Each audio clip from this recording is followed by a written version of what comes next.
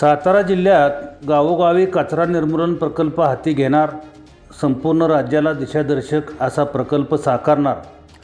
सरपंच परिषदेचे प्रदेशाध्यक्ष जितेंद्र भोसले. नागझरी येथे सरपंचांची व्यापक बैठक. सरपंचांच्या न्याय हक्कासाठी स्थापन झालेल्या सरपंच परिषदेने विधायक उपक्रम हाती घेतले आहेत. ग्रामीण भागातील जीवनमान उंचावण्यासाठी आणि स्वच्छ व सुंदर गावांसाठी गावोगावी कचरा निर्मूलन प्रकल्प हाती घेण्याचे निश्चित करण्यात आले आहे. संपूर्ण राज्याला दिशादर्शक ठरेल असा प्रकल्प साकारला जाईल आणि त्यातून ग्रामीण भागाचा सर्वांगीण विकास साधला जाईल, असे प्रतिपादन सरपंच परिषदेचे प्रदेशाध्यक्ष तथा नागझरीचे लोकनियुक्त सरपंच जितेंद्र भोसले यांनी केले. सरपंच परिषद आणि पुणे येथील दीपस्तंभ ट्रस्टमार्फत CSR फंडातून कचरा निर्मूलन प्रकल्प हाती घेण्यात आला आहे. कोरेगाव, कराड आणि खटाव या तिन्ही तालुक्यातील 100 गावच्या सरपंच, उपसरपंच, ग्रामसेवक व प्रमुख पदाधिकाऱ्यांसह कार्यकर्त्यांची बैठक शनिवारी नागझरीतील सामाजिक सभागृहात झाली. त्यावेळी अध्यक्षस्थानावरून भोसले बोलत होते. व्यासपीठावर दीपस्तंभ ट्रस्टचे अध्यक्ष अमेश जोशी, सदस्य कल्पेश जोशी, डॉक्टर कुलकर्णी, श्रीमती अमृता पागे, कोरेगाव तालुका अध्यक्ष तथा भोसेचे सरपंच अजित माने, सरपंच परिषदेचे ज्येष्ठ मार्गदर्शक शंकरराव खापे, मसूरचे सरपंच बाळकृष्ण दीक्षित, बिचुकलेचे सरपंच प्रशांत पवार, म्हासुर्ण्याचे सरपंच सचिन माने, आपशिंगेचे सरपंच प्रवीण भोसले, रेल्वे भूसंपादन लढ्याचे प्रवर्तक विकास थोरात यांच्यासह मान्यवर उपस्थित होते. ग्रामीण भागात कचरा समस्या दिवसेंदिवस भेडसावत असल्याने सर्वसामान्यांना जगणे मुश्किल बनले आहे. ग्रामपंचायतीचे आर्थिक उत्पन्न कमी असल्याने कचरा निर्मूलन प्रकल्पाची उभारणी स्वबळावर उभारणी करणे शक्य नाही. ही बाब लक्षात घेऊन सरपंच परिषद व दीपस्तंभ ट्रस्टमार्फत CSR फंडातून कचरा निर्मूलन प्रकल्प हाती घेण्यात आल्याचे भोसले यांनी स्पष्ट केले. अमेश जोशी यांनी प्रकल्पाची सविस्तर माहिती दिली. प्रकल्प कसा असेल आणि त्यावर कशा पद्धतीने काम करणे अपेक्षित आहे याबाबत त्यांनी विस्तृत मार्गदर्शन केले. उपस्थितांच्या शंकाचे निरसन त्यांनी केले. यावेळी मान्यवरांनी मनोगत व्यक्त केले. सामाजिक कार्यात अग्रेसर राहून काम करणाऱ्यांचा विशेष गौरव करण्यात आला.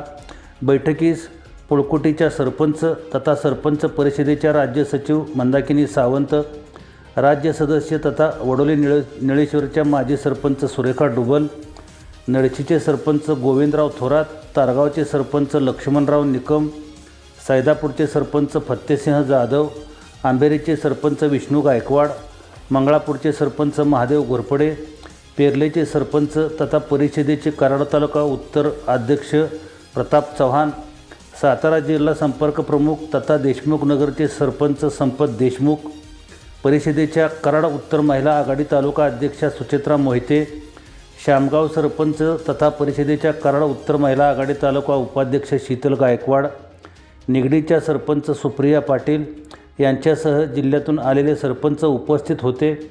रिसवडचे माजी सरपंच सतीश शिंगवले यांनी आभार मानले. कविराज पंडित, सप्तधारा न्यूज, नागझरी, तालुका कोरेगाव. गावांना कचरा निर्मूलनाचं काम करायचं आहे आणि त्याविषयी दीपस्तंभाचे पदाधिकारी त्यांच्या मार्फत आपल्याला काय माहिती सांगतील, आपल्या काय शंका असतील किंवा काय आपल्याला काय गावाच्या अनुषंगाने काय माहिती द्यायची, यासाठी आज नागझरी गावामध्ये हा छोटासा कार्यक्रम या ठिकाणी आयोजित केलेला आहे. या कार्यक्रमासाठी दीपस्तंभचे सन्माननीय अमेश जोशी, अध्यक्ष दीपस्तंभ ट्रस्ट पुणे, त्याचबरोबर माननीय कपिलेश जोशी, सदस्य दीपस्तंभ, त्याचबरोबर अमृता पागे, सदस्य दीपस्तंभ, आणि डॉक्टर नीना कुलकर्णी या गावचे सरपंच, आपल्या सरपंच परिषदेचे अध्यक्ष, राज्याचे अध्यक्ष सन्माननीय जितेंद्रजी भोसले, विविध गावचे सरपंच, या ठिकाणी ज्या तालुक्यातील सरपंच उपसमितीच्या तालुक्याचे अध्यक्ष, उपाध्यक्ष, सरपंच परिषदेचे काय कार्यकारिणीतील सर्व सदस्य, आपण सर्व मान्यवर सगळ्यांना एक या ठिकाणी आल्यानंतर नागझरी गावाचं थोडंसं कुतूहल वाटलं असेल. नागझरी गाव एक वेगळं आहे. आपण पेपरला किंवा व्हॉट्सअपला नेहमी बघतो आणि इथं आल्यानंतर आपल्याला या गावची माहिती, त्या ह्या कार्यक्रमाचं नियोजन यामधून आपल्या गावामध्ये काही करता येईल का हा उद्देश यामध्ये विशेषतः आहे. सरपंच भोसले यांनी या गावामध्ये विशेषतः हे गाव दुष्काळग्रस्त होतं, त्या गावाला पाण्याचं नियोजन करण्याचं, शेतीसाठी पाणी असेल, पिण्यासाठी पाणी असेल, यासाठी विशेषतः लक्ष दिलं. आणि प्रत्येक गावामध्ये मूलभूत गरजा असतात, लाईट, रस्ते आणि पाणी. या सुविधा दिल्यानंतर गावाच्या कुठल्याही अडचणी असत नाहीत. परंतु अलीकडे आता या कलियुगामध्ये नवीन आपल्याकडे एक समस्या आहे, कचरा. प्रत्येक गावामध्ये गेल्यानंतर पूर्वी आपल्याकडे हागणदारी असायची गावात येताना स्वागत करायला, आता कचरादारी आपली स्वागत करतो. त्यामुळे ह्या समस्या सगळ्या भारतभर आहेत. आपण जेवढं प्रगत होतोय तेवढेच काही गोष्टीकडे आपल्याकडे अधोगतीत सुद्धा वाटतात त्यामध्ये चाललेली असते. आणि आपलं गाव आपल्याला जर चांगलं ठेवायचं असेल, स्वच्छ ठेवायचं असेल, सुंदर ठेवायचं असेल, निरोगी ठेवायचं असेल तर इतर कामं करतो त्याहीपेक्षा हे काम महत्वाचं आहे. प्रत्येक गावामधला जर कचरा संपला, कचरा संपत नाही परंतु त्याची व्यवस्थित जर विल्हेवाट लावली तर प्रदूषण होत नाही, गावातलं वातावरण जे दूषित असते ते दूषित होत नाही, डास असेल किंवा दुर्गंधी असेल याच्यापासून मुक्ती होते. परंतु प्रत्येक गावाला हे अशक्य आहे. एका गावानं करायचं म्हणलं तर अशक्य आहे. मी माझ्या गावामध्ये केलंय, परंतु सगळ्या गावांना काही ते करता येण्यासारखं शक्य नाही. मग सगळ्यांनी मिळून एकत्र यावं आणि एकत्र कुठलातरी एक चांगला प्रोजेक्ट राबवावा. आपल्याला खरं म्हणलं तर दीपस्तंभ सारखी संस्था आपल्याला मदत करण्यासाठी पुढे आलेली आहे. असं कुठेही आपल्याला सहकार्य मिळत नाही. प्रत्येक जण शासनाच्या अनुदानाची, मदतीची, निधीची वाट बघतो. आणि आपण कुठलंही काम करायचं असलं की त्याला निधी आहे का, त्याला फंड आहे का, त्याला सवलत आहे का, अनुदान आहे का, ह्या बाबतीत आपण प्रथम विचार करतो. आणि त्यामध्ये आपले 5 वर्ष कधी निघून जातात कळत नाही. त्यामुळे आपल्याला जी संधी दिलेली आहे, आता काही लोकांचा जरी कालावधी जरी संपत आला असला, आता बऱ्याचशा ग्रामपंचायती नवीन आहेत, परंतु काही ग्रामपंचायतीचा कालावधी लोक नियुक्त आहेत, त्यांचा वर्ष 6 महिन्याचा कालावधी असेल, ते म्हणणार तर आमचा कालावधी संपलाय, जाऊ द्या. परंतु गावाने आपल्याला चांगली संधी दिलेली आहे. आपण जसं गाव चांगलं ठेवण्यासाठी आपल्याला प्रयत्न करणं गरजेचं आहे. आपण घर कसं आपला आरशागत चकचकीत ठेवतो, पाहुणा एखादा आला तर स्वच्छता असते, बसायला टापटीपणा असते, मग गाव का आपलं असू नये. गावाची स्वच्छता आणि गावाचं सुंदरता जर ठेवायची असेल तर या कचरा निर्मूलनाचं काम चांगल्या पद्धतीने केलं पाहिजे. दारूबंदी केली तर, दारूचं प्रोडक्शन नाही केलं तर दारूबंदी करायला लागत नाही. तसं प्लास्टिकचं उत्पादन झालं नाही तर कचऱ्याची एवढी समस्या निर्माण होणार नाही. परंतु हे तुमच्या आमच्या हातात नाही. आणि कचरा करायचं म्हटलं तर त्याला आपण भारताचे सज्ञान नागरिक, कचरा संपवायचा असेल तर भारताचे सज्ञान नागरिक आपण असलं पाहिजे. आपण कुठेही हिंडतो फिरतो, आपल्याकडे साधी पिशवी असेल, प्लास्टिकचे कागद असेल किंवा काही कारणानुसार आपण बिस्लरीची बाटली घेतो, परंतु आपला उपयोग झाल्यानंतर आपण काय करतो की ही दुर्गंधी होणार आहे, याचा त्रास होणार आहे, त्याची काळजी न करता आपण कुठेतरी फेकून देतो. आणि मग त्याचं व्यवस्थापन करायची पण आपल्याला जबाबदारी. ती व्यवस्थापन करायला लागू नये म्हणून जर प्रत्येकानं जर जबाबदार नागरिकाची भूमिका पार पाडली तर कचरा कुठेही होणार नाही आणि कचऱ्याची समस्या सोडवायला लागणार नाही. परंतु हे माणूस एक प्राणी असा आहे की त्याला सारखं सांगावं लागतं. जनावर बघा सांगितलेल्या पद्धतीने व्यवस्थित करतात, परंतु माणसाला 10 वेळा जरी सांगितलं, आता कोरोनाच्या कालावधीची परिस्थिती बघा, किती सेन्सिटिव्ह माणसं होती. विद्यमाने हा कार्यक्रम आयोजित केला गेलेला आहे. या ठिकाणी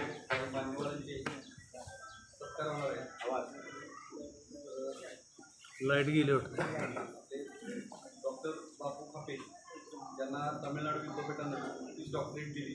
आणि मला वाटतं भारतामध्ये सर्वप्रथम एका सरपंचाला डॉक्टरेट मिळणारे किंवा मिळवणारे आपले डॉक्टर बापू साहेब खापे आहेत.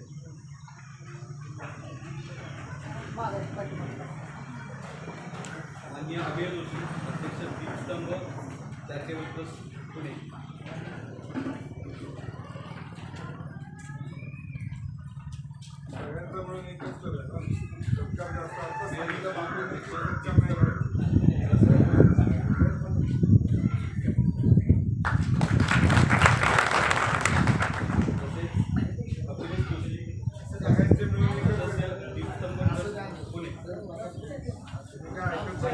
दादा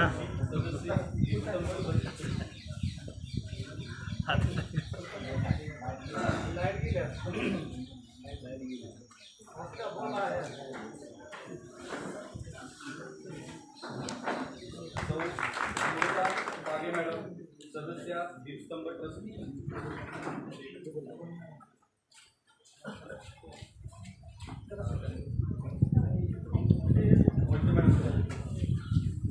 अमृता पाटील मॅडम सदस्य नियुक्त परिषदेमध्ये.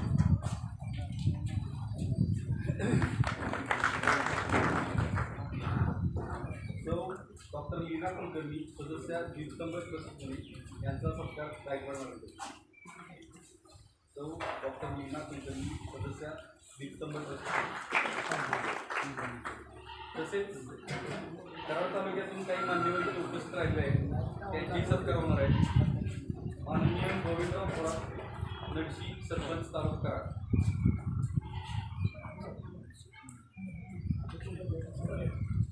माननीय गोविंदराव थोरात सरपंच नडशी कराड.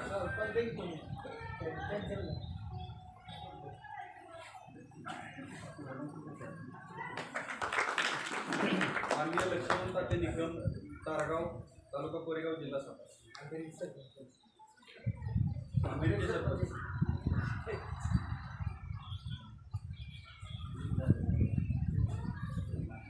माननीय प्रशांतजी पवार सरपंच कोरेगाव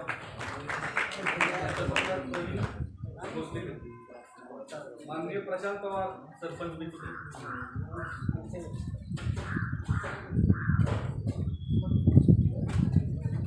माननीय प्रशांत पवार बिंचुके सरपंच.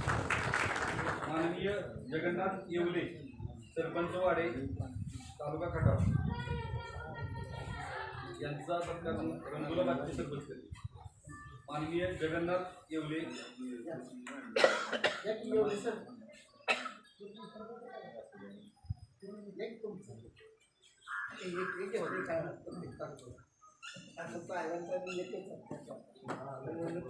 माननीय जगन्नाथ येवले सरपंच यांचा सत्कार रंगुला बागचे सरपंच करते.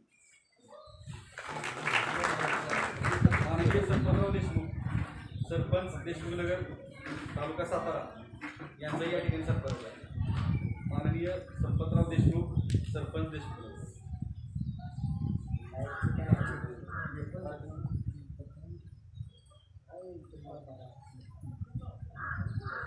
माननीय सरपंच संपतराव देशमुखनगर. सौ सुरेखा डुबल सरपंच वडोली निरेश्वर तालुका कराड यांचा सत्कार गालगावचे सरपंच.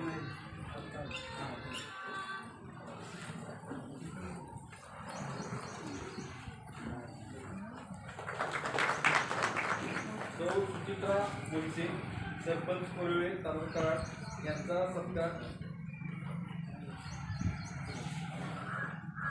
निगडीचा सरपंच. सौ सुचित्रा मोहिते सरपंच कोरळे.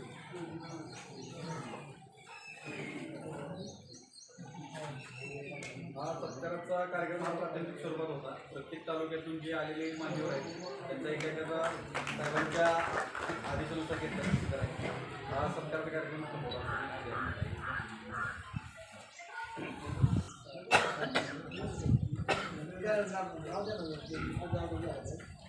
सर बोलते ना पुन्हा काय महाभारत आपलं माहिती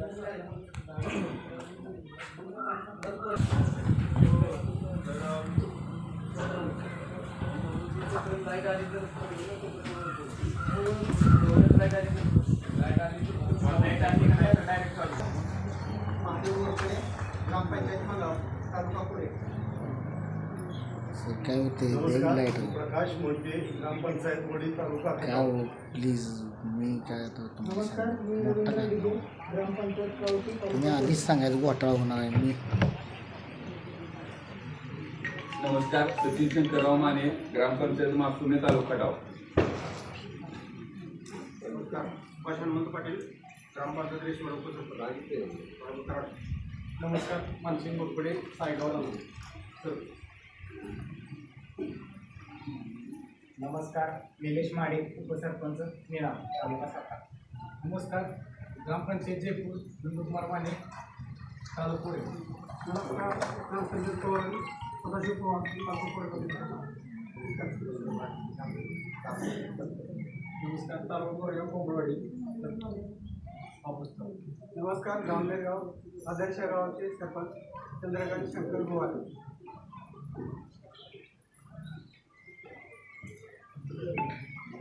झाली का सरपंच मंडळी? अजून राहिले ती मला दिसते येत ना. राहिलेले सांगा.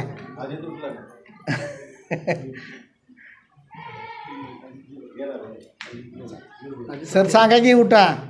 गुजरवाडी सांगेल मॅडम आहे तुम्हाला. अजितराव गेले. चला करा आता सर तुम्ही. बरं आता बसूनच बोलतो. आवाज ऐकू येतो ना माझा? नमस्कार. सगळ्यात पहिले तर तुमच्यातल्या बऱ्याचशा गावांमध्ये आम्ही येऊन गेलो आहे दीपस्तंभ म्हणून. सांगतो ना. तर माझं नाव अमेय जोशी. ज्यांच्या इथं आलेलं नाही त्यांना माहिती म्हणून सांगतो. माझं नाव अमेय जोशी. इथं बसलेत कपिलेश जोशी, अमृता पागे आणि डॉक्टर लीना कुलकर्णी. आम्ही दीपस्तंभ चॅरिटेबल ट्रस्ट नावाच्या एका संस्थेसाठी पुण्यात जी आहे त्यासाठी काम करत आहोत. जिथे जिथे आजपर्यंत आम्ही ज्या ज्या गावात गेलो आहे त्यांना माहिती आहे हे की आम्ही सत्कार गावामध्ये गेलं की सत्कार करू नका असं सांगतो आणि मग बरोबर सरपंच ते बघतात की कसे होतील आमचे सत्कार. तर लक्षात ठेवा की आपण इथं एकत्र येण्याचं कारण हे काहीतरी चांगलं काम उभं करणं आहे. ह्याच्यामध्ये कुठेही एकमेकांचे सत्कार करणं हे नाही आहे. त्याचं मी एकमेव कारण सांगतो. आम्ही गेले 9 वर्ष ग्रामविकासात काम करत आहोत.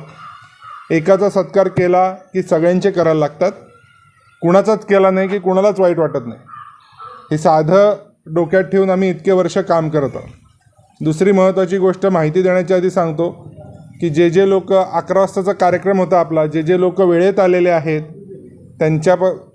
जे लोक उशिरा आलेले आहेत त्यांच्या वतीने जे वेळेत लोक आले त्यांची मी माफी मागतो की तुम्ही जे वेळेत आलेले आहेत ते महत्त्वाचे आहेत की त्यांनी वेळ पाळली.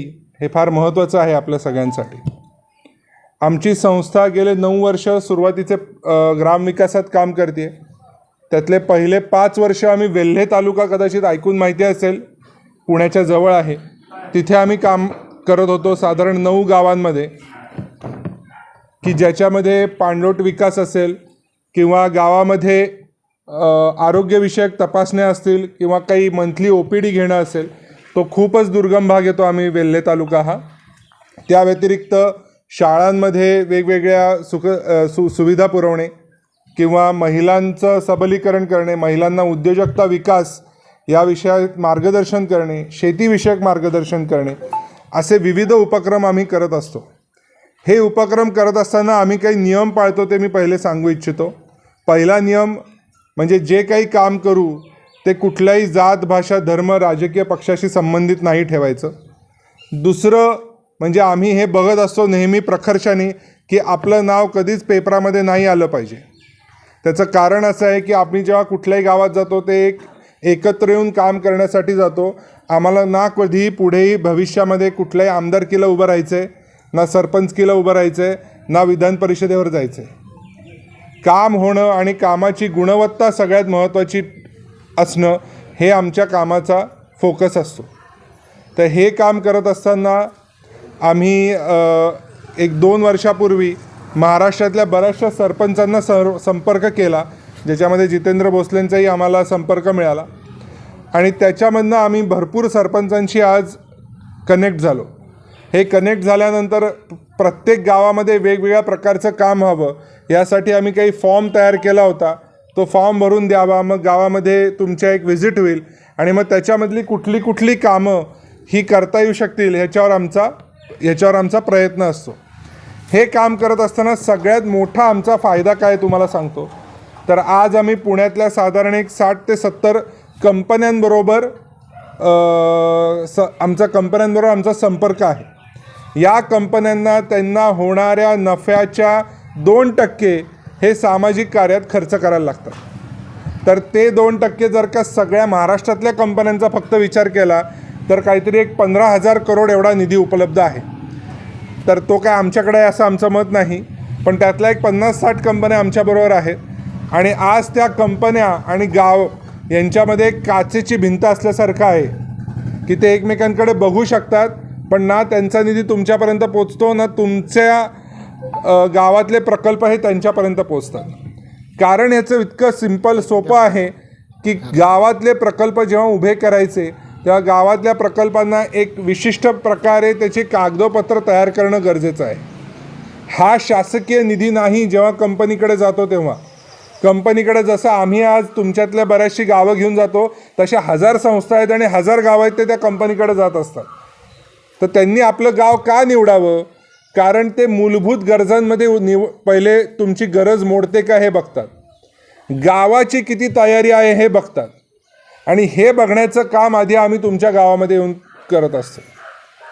म्हणजे आजही आम्ही गावामध्ये गेलो की मला आश्चर्य याचं वाटतं नेहमी की पाण्याचं शुद्ध पिण्याचं पाणी, म्हणजे मगाशी खापे बापू सांगत होते की शुद्ध पिण्याचं पाणी हे आपल्यासाठी महत्त्वाचं आहे का गावामध्ये समाज मंदिर उभं राहणं महत्त्वाचं आहे? ह्याच्यामध्ये गाव समाज मंदिरला पहिलं प्रायोरिटी देतं.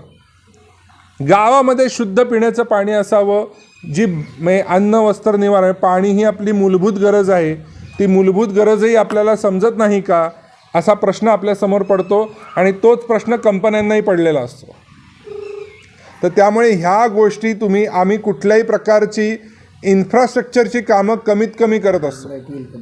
आम्ही हे प्रयत्न करतो की गावामधल्या मूलभूत गरजा कशा पूर्ण होतील एक, आणि दुसरं महत्त्वाचं म्हणजे सगळ्यात की त्यामध्ये गावाचा सहभाग असणं अतिशय महत्त्वाचं आहे. जो स्वतःची मदत करू शकत नाही त्याची मदत कोणीच करू शकत नाही.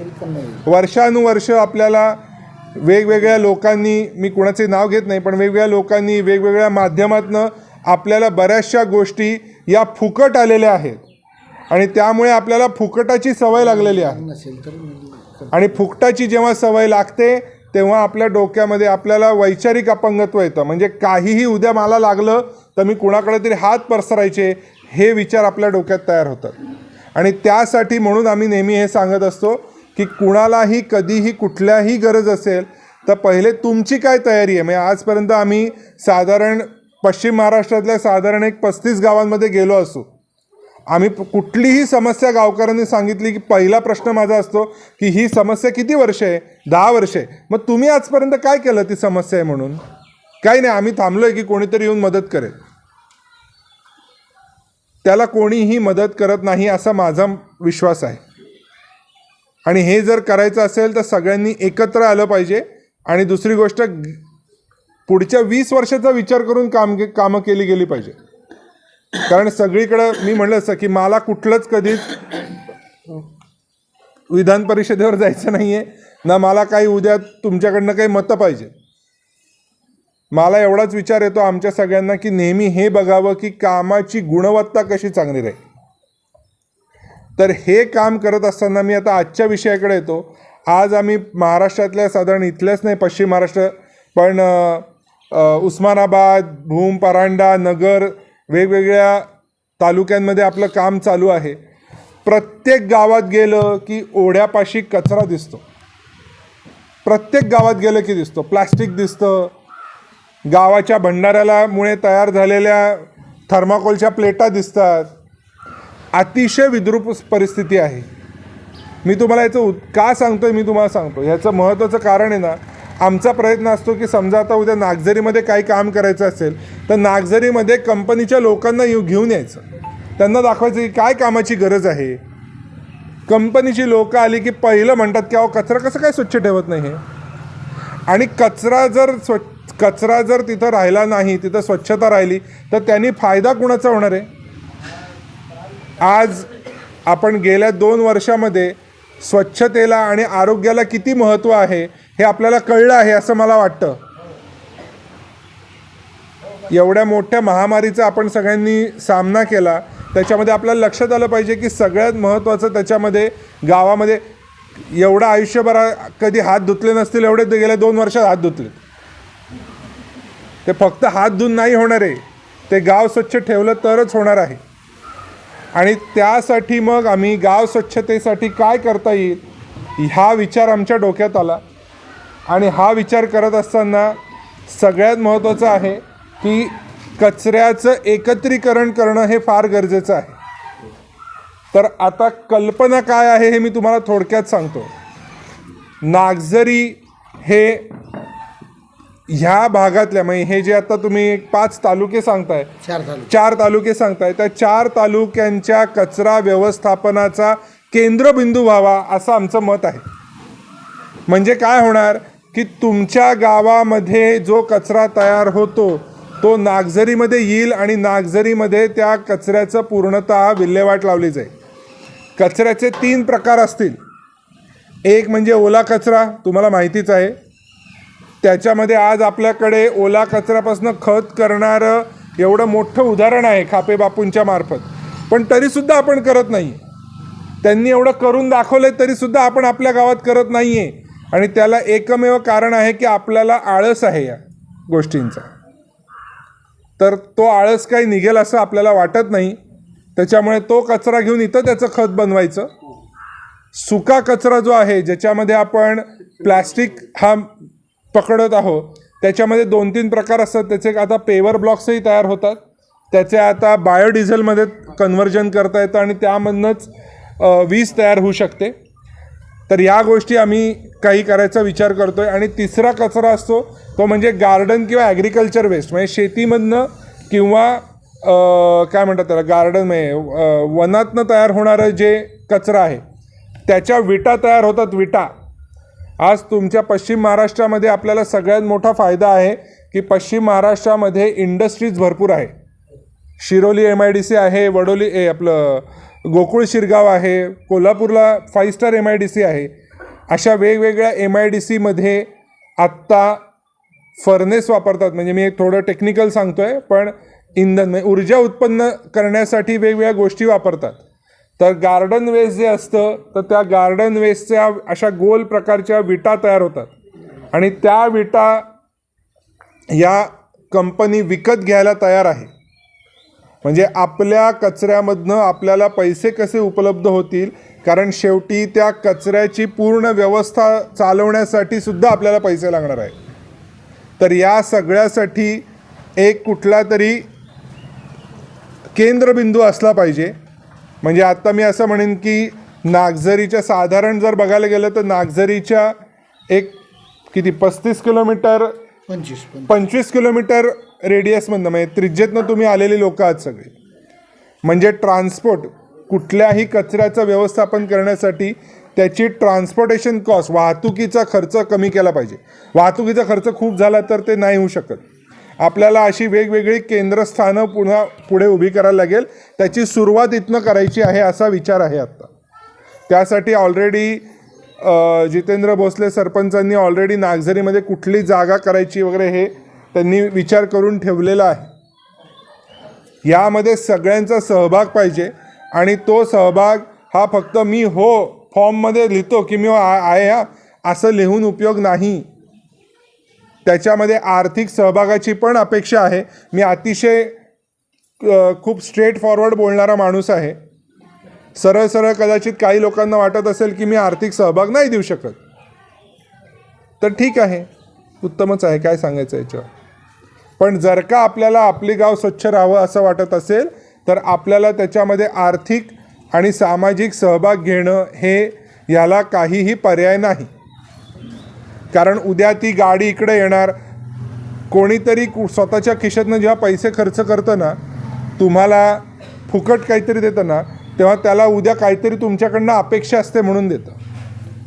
आज आपण हे करतोय एकत्र मिळून का? कारण आत्ता आपल्या सगळ्यांची एकच अपेक्षा आहे की गाव स्वच्छ राहिलं पाहिजे.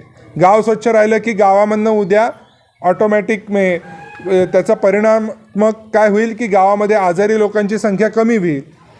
आज सगळं पाण्यामध्ये तो कचरा जातोय, पाण्यामध्ये कचरा जाणार, त्याच्यामधनं आपल्या भूजल पाण्याची कंटॅमिनेशन होणार. म्हणजे भूजल पाण्याचं उद्या काय म्हणतात त्याला विष पसरणार. आणि मी तुम्हाला सांगतो, हे तुम्हाला कल्पनाच नाही आहे की उद्या आपण तेच पाणी उद्या शेतीसाठी वापरतोय. त्यामुळे हे सगळं एकमेकांशी जोडलं गेलेलं गणित आहे आणि त्याची सुरुवात कचऱ्यापासून होत आहे.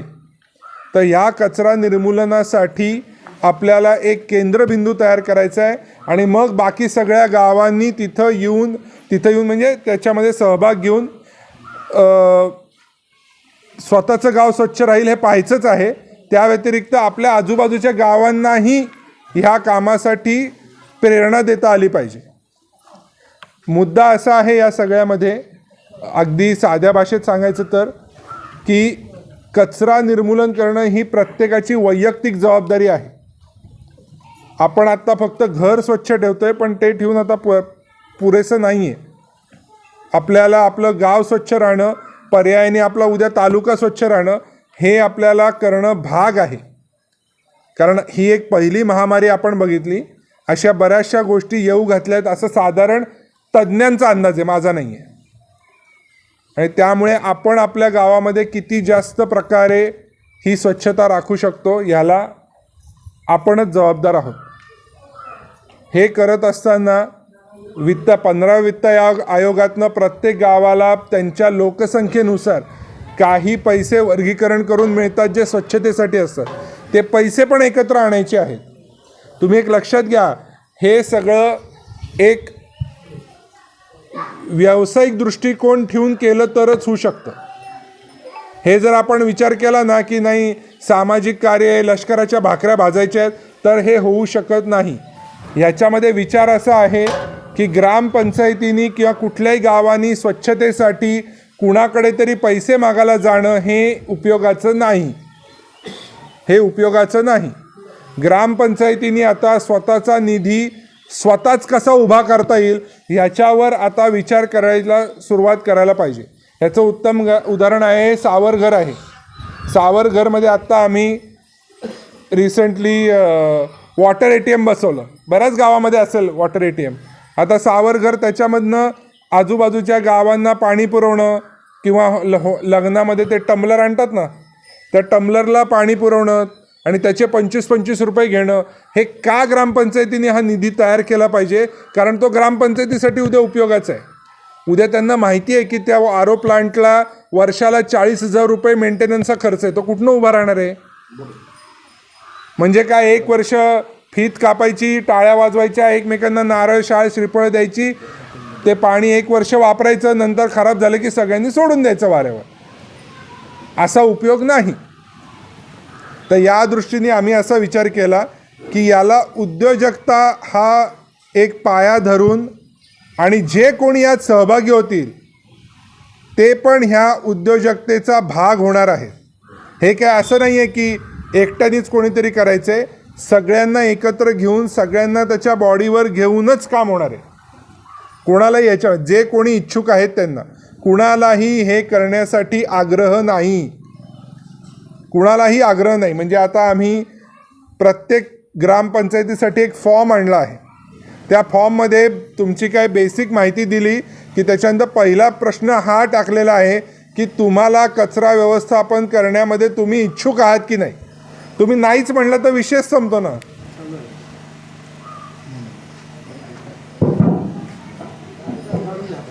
द्या हातात द्या.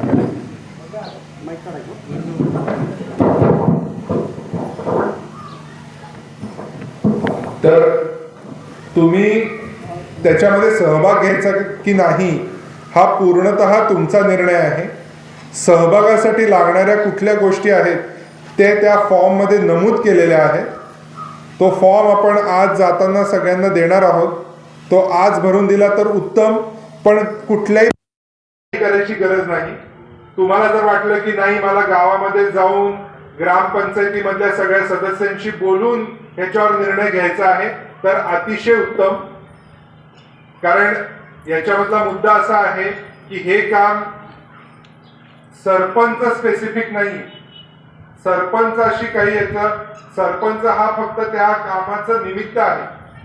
कारण असं नको व्हायला की आज जे कोणी सरपंच आले तर त्यांची आता कुणाची टर्म 1 महिन्यानी संपणार असेल, 1 वर्षांनी संपणार असेल किंवा 3 वर्षांनी संपणार असेल, तर 3 वर्षांनी मग पुढचा सरपंच म्हणणार की मी हे करणार नाही, तर तसं चालणार नाही आपल्याला. त्यासाठी आपल्याला ग्रामसभेचा ठराव लागणार आहे की या प्रकल्पामध्ये गाव म्हणून आम्ही पुढचे 5 वर्ष तरी या प्रकल्पामध्ये आम्ही सहभागी राहणार आहोत. या कमिटमेंट जोपर्यंत आपल्याकडे येत नाही तोपर्यंत हा प्रकल्पाला यश मिळू शकत नाही.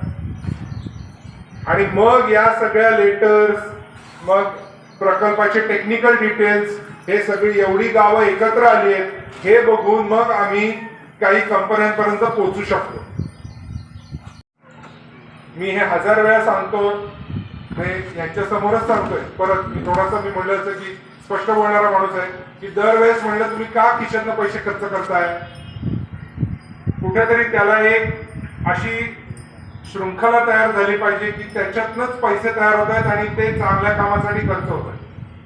दरवेळेस पैशाची गरज पडली की आपण ह्याच्याकडे जा, आमदाराकडे जा, खासदारकडे जा, कंपनीकडे जा, असं नाही चालणार आहे. हे आपल्याला स्वतःला आता लक्षात आलं पाहिजे. उद्या जसजसं काम तुमच्या गावामध्ये वाढेल ना, म्हणजे आमच्या संस्थेचा विचार असा आहे की प्रत्येक गावामध्ये आपण जिथं काम करतो तर त्या आमचं यश कशात आहे की उद्या त्या गावाला आपली गरज पडणार नाही याच्यापुढे. म्हणजे आज आम्ही तुम्हाला छान ओळखतो आणि आम्ही तुमच्याकडे वेगवेगळ्या गावांमध्ये काम करायला येतो, पण आमची अशी इच्छा आहे की ह्याच्या पुढे आम्ही त्या गावामध्ये फक्त जेवायला वगैरे, बाकी कधीही कामाला आम्हाला यायची इच्छाच नाही. ते काम जर तुम्हाला जमत असेल तर कशाला गरज पाहिजे दीपस्तंभाची. त्यामुळे आम्ही हा प्रयत्न करतो की ज्या दिवशी आम्हाला संस्था बंद करायला लागेल तो आमचा सगळ्यात मोठा यशस्वी दिवस आहे. म्हणजे आता गरजच नाही ना समाजाला दुसऱ्या कोणाची. तर या विचाराने आपण हे काम करत आहोत. याच्यामध्ये तुम्ही सगळेजण सहभागी व्हाल. एक जरा फॉर्म देतोच का मला. तुम्ही सगळेजण सहभागी व्हाल अशी आमची अपेक्षा आहे. याचं पूर्णतः नियोजन प्रत्येकाचा विचार करून आणि अतिशय अभ्यासपूर्वक होणार आहे. हा आता अतिशय छोटा फॉर्म तयार केलेला आहे. त्याच्यामध्ये साधारण 9 ते 10 प्रश्न आहेत आणि सुरुवातीला गावाचं नाव, सरपंचाचं नाव, फोन नंबर आहेत. म्हणजे जे डेटाबेसला आपल्याला नंतर उद्या कुणाशी संपर्क करायचा असेल तर सोपं पडतं.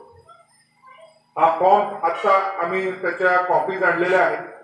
तुम्ही सर्व गावाची चर्चा करून भरायचं तर भरा, आत्ता भरायचं तर भरा, भरून चर्चा करायची तर तसं करा. पण याच्यामध्ये मी परत सांगेन की आग्रह कुणालाही नाही. तुम्ही कराच असं काहीही कुणालाही कंपल्शन नाही. ज्याला इच्छा आहे, ज्याला करायचं आहे त्यांनी यावर पुढे करावं. कारण ह्याच्यामध्ये मी प्रत्येक ठिकाणी आम्ही पाण्यावर काम करत असतो जास्त, तिथं नेहमी हे सांगतो. बऱ्याच जणांना हा अनुभव पण आहे. पण मी परत म्हणलं त्याचा कुणाकुणाला रागही येतो माझा. पण मी हे प्रत्येक वेळेस सांगतो की तुमच्या गावामध्ये पाण्याचं काम झालं तर त्यातलं एकही थेंब मी पुण्याला घेऊन जाणार नाही. तसं त्यामुळे तुमच्या गावामध्ये स्वच्छता झाली तर त्याचा मला तसा वैयक्तिक काहीच फायदा नाही. त्यामुळे हे कुठलंही काम वैयक्तिक नाहीये, हे सामाजिक काम आहे. आणि सामाजिक कामामध्ये सगळ्यात मोठा सहभाग हा समाजाचा लागतो.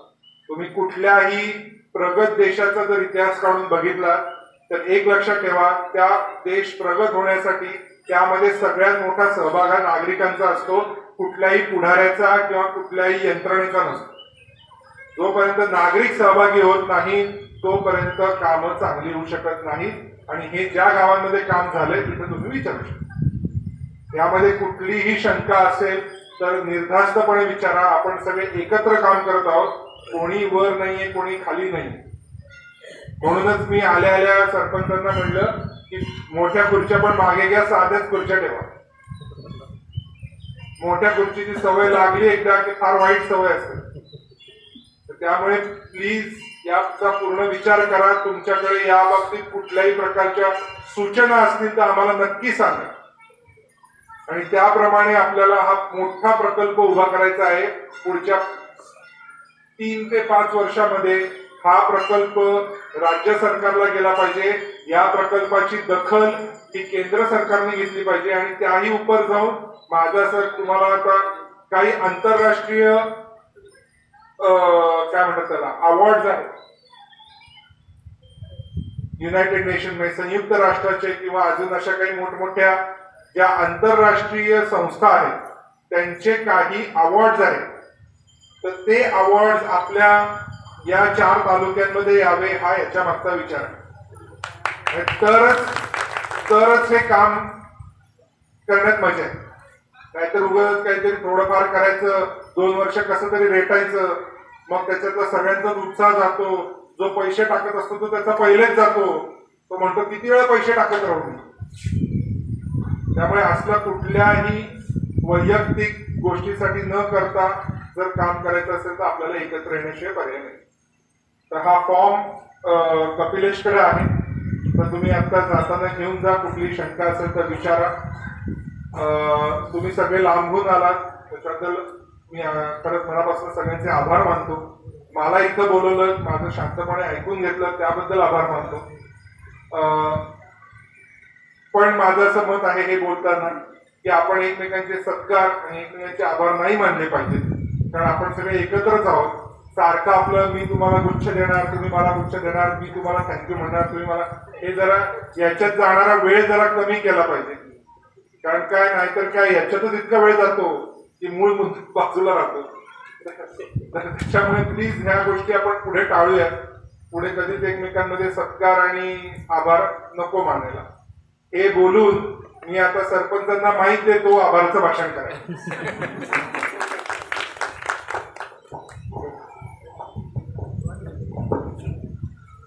कचऱ्याच्या संदर्भात बरीचशी माहिती आपल्याला सांगितलेली आहे. ते फक्त तुम्हाला तुमच्या अडचणी येतील, त्या अडचणी येऊ नये फक्त उदाहरण देतोय. आपल्याला हे कचऱ्याचा प्रकल्प उभा करत असताना जसं आपल्या गावात संडास दुकानाची गरज आहे, परंतु त्यासाठी जागा नसते आणि माझ्या शेजारी नको अशी प्रत्येकाची भावना असते. तसं कचरा प्रकल्प करताना प्रत्येक जण म्हणतो की माझ्याजवळ नको. तुम्हाला सगळ्यांना सुदैवाने एक चांगली संधी मिळाली आहे की त्यांनी हे दुर्गंधीचं घाणीचं जे आहे व्यवस्थापन ती ह्यांनी घेण्याची जबाबदारी घेतलेली आहे. ते तुम्ही सर्वजण भाग्यवान आहे. प्रत्येकाला अडचण पडते की हे कुठं करायचं. कारण मी माझ्या गावात उदाहरण सांगता, मी भाड्यानं जागा शेवटी घेतली. आम्हाला ग्रामपंचायतीला जागा नव्हती कचरा व्यवस्थापनासाठी. आता कचरा व्यवस्थापन करत असताना प्रत्येक गावामध्ये कचरा एकत्र पडतो, वेगवेगळ्या ठिकाणी पडतो. तो एका ठिकाणी पडावा म्हणून आपण कुंड्या बांधतो. कुंड्या बांधल्या तर ज्याच्याजवळ आहे ते लोक कुंड्या पाडतात. जिथं कुंड्या आहे तिथं लोक कचरा कुंडीमध्ये टाकत नाहीत, कुंडीच्या बाहेर टाकतात. एकच मिनिट मजा सांगतो. कचऱ्याची मजा काय माहितीये का? कचऱ्याची मजा एवढीच आहे ना की कचऱ्याला आपल्याला एवढंच बघ, आपण कचऱ्याबाबतीत एकच विचार करतो की तो माझ्या डोळ्याच्या आड गेला पाहिजे. तो दुसरीकडे कुठं जातोय आपल्याला देणं घेणं नाही. माझ्या डोळ्याच्या आड गेला पाहिजे, मला घरातनं दिसला नाही पाहिजे. मग ठीक आहे, गावातनं जाताना दिसतोय थोडा वेळ, ठीक आहे. तसं आता गावात नाही बाहेर काढायचं. तर ती कचऱ्याची समस्या कुंडीत कचरा जात नसल्यामुळे पुन्हा तक्रार येत होत्या. त्यामुळे आम्ही कचऱ्यापासून गांडूळ खत तयार केलं. आता गांडूळ खत तयार करत असताना नुसत्या ग्रामपंचायत जबाबदार नाही, तर सामाजिक बांधिलकी म्हणून प्रत्येक गावातल्या नागरिकांनी त्यामध्ये लक्ष दिलं पाहिजे, विशेषतः महिलांनी लक्ष दिलं पाहिजे. त्यावेळेस तो प्रकल्प उभा राहू शकतो. आता मसूरमध्ये आहे तिथे एक चांगल्या पद्धतीने व्यवस्थापन केले, परंतु ते कॉन्ट्रॅक्ट दिलेला खर्च किती येतो तेव्हा काय त्यांना माहीत आहे. परंतु आपण जर प्रायोगिक तत्वावर जर हा प्रकल्प उभा केला, आपण बरीचशी कामं असतात त्याचा खर्च वेस्टेज सुद्धा जाऊ शकतो. काही कामं केलेली असताना आपल्याला समाधान वाटत नाही, नुसतीच कामं केली जाते. तसं थोडंसं आपण समजून घ्यायचं. बऱ्याच जणांना शंका असेल यशस्वी होईल का नाही, कोणा चालेल का नाही. ही सगळ्यात आपल्यात मोठा ड्रॉबॅक आहे. प्रत्येकाला वाटतं करायच्या अगोदर शंका असेल, होईल का, कसं होणार, हे शक्य आहे का, काहीतरी सांगते की बंद पडल्यावर काय करायचं, नुसतंच पैसे टाकत आपलं, अशी प्रत्येकाची भावना असते. परंतु एकदा पॉझिटिव्ह निर्णय घेतला पाहिजे. उद्या नाही उद्या पण आपण हे करूयात. एक वेगळा प्रकल्प, एक आदर्श प्रकल्प होईल, महाराष्ट्र राज्याला दिशा देणारा एक प्रकल्प होईल. आणि तुम्हाला काय करायचं आहे की तुमच्या खिशातलं पाहिजे किंवा तुमच्या जमिनीवर तुमच्या घरावर कर्ज काढून द्यायचं नाही. गावाचं ग्रामपंचायतीचं फक्त चांगल्या कामासाठी द्यायचं आहे. शेवटी कुठलं तरी काम करत असताना हे योगदान दिलं पाहिजे. नुसतं बोलाचा वादन बोलाची कडी नाही. त्यामुळे आपण सगळ्यांनी हा प्रकल्प जर चांगला होत असेल तर त्यामध्ये सहभागी व्हावं. आपण आता साहेबांनी सांगितलंय की खरं तर सरपंचांनी स्वतः जबाबदारी घेऊ नका. आपल्या बॉडीला मासिक मीटिंगमध्ये चर्चा घ्या, जवळच असतील तर ग्रामसभा असतील तर ग्रामसभेमध्ये सुद्धा लोकांना माहिती द्या. कारण त्याचं एकट्यावर जबाबदारी नको. उद्या नुकसान झालं की ते सरपंचाला दोषी जातात.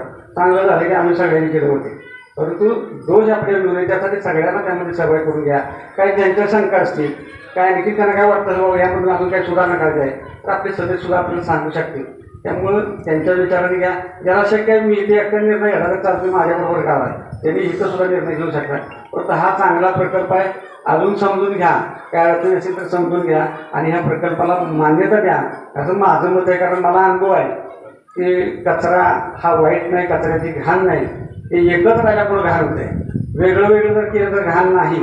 त्यामुळं यातलं एक चांगलं काहीतरी निर्माण होईल. या सातारा जिल्ह्यामध्ये एक वेगळा प्रकल्प होईल. सातारा जिल्हा हा आपल्या राज्याला दिशा देणारा एक जिल्हा आहे. चांगले प्रकल्प, चांगली कामं सगळे सातारा जिल्ह्यात उभे राहिलेले आहेत, क्रांतिकारी जिल्हा आहे. त्यामुळे आपण या क्रांतिकारी कामासाठी सुद्धा आपलं योगदान राहू द्या.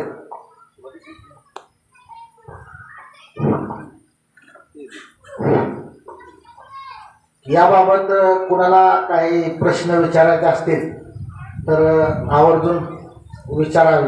म्हणजे जोशी सरांच्या समोर काही आता आपण ऐकलंय त्यांनी सांगितलेलं मार्गदर्शन.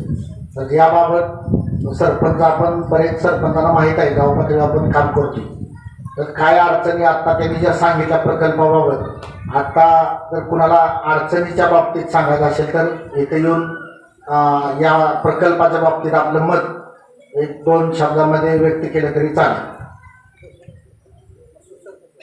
मसूरच्या सरपंचाने या ठिकाणी त्यांना अनुभव आहे, त्यांनी काम केले, त्यामुळे त्यांनी थोडंसं विषय करा.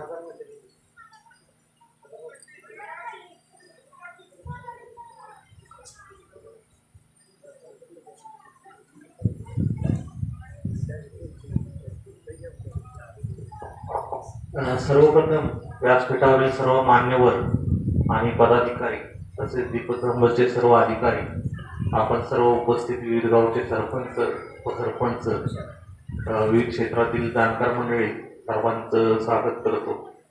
कचरा व्यवस्थापनाचं काम आम्ही गेली 2 ते 2.5 वर्ष करत आहोत आणि याचा एक महत्त्वाचा फायदा असा आमच्या गावाला झालेला आहे. मी फायदे समजावून सांगतो म्हणजे तुमच्या लक्षामध्ये. मसूरमध्ये जवळपास 13 OPD होत्या पूर्वी विविध डॉक्टरांच्या. कधीही गेलं तरी कुठल्याही डॉक्टरपाशी गेलं तर किमान 2 ते 3 तास त्या पेशंटला तिथं थांबावं लागायचं. तिथं डॉक्टरांची भेट होण्यासाठी, ते काही गोळ्यावर तपासतील, गोळ्या औषधं देतील, इंजेक्शन देतील, हे करण्यासाठी.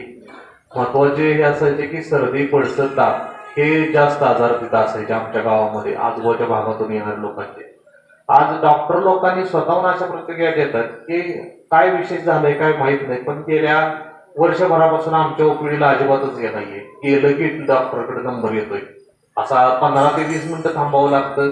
म्हणजे ह्याच्यामध्येच आम्ही जे काही कचरा व्यवस्थापनाचं जे काम केलं त्याचं खरं यश आहे असं म्हणावं लागेल. सरांनी सांगितलं की कचरा तुम्ही जर हे केला तर गावचं आरोग्य सुधारतं.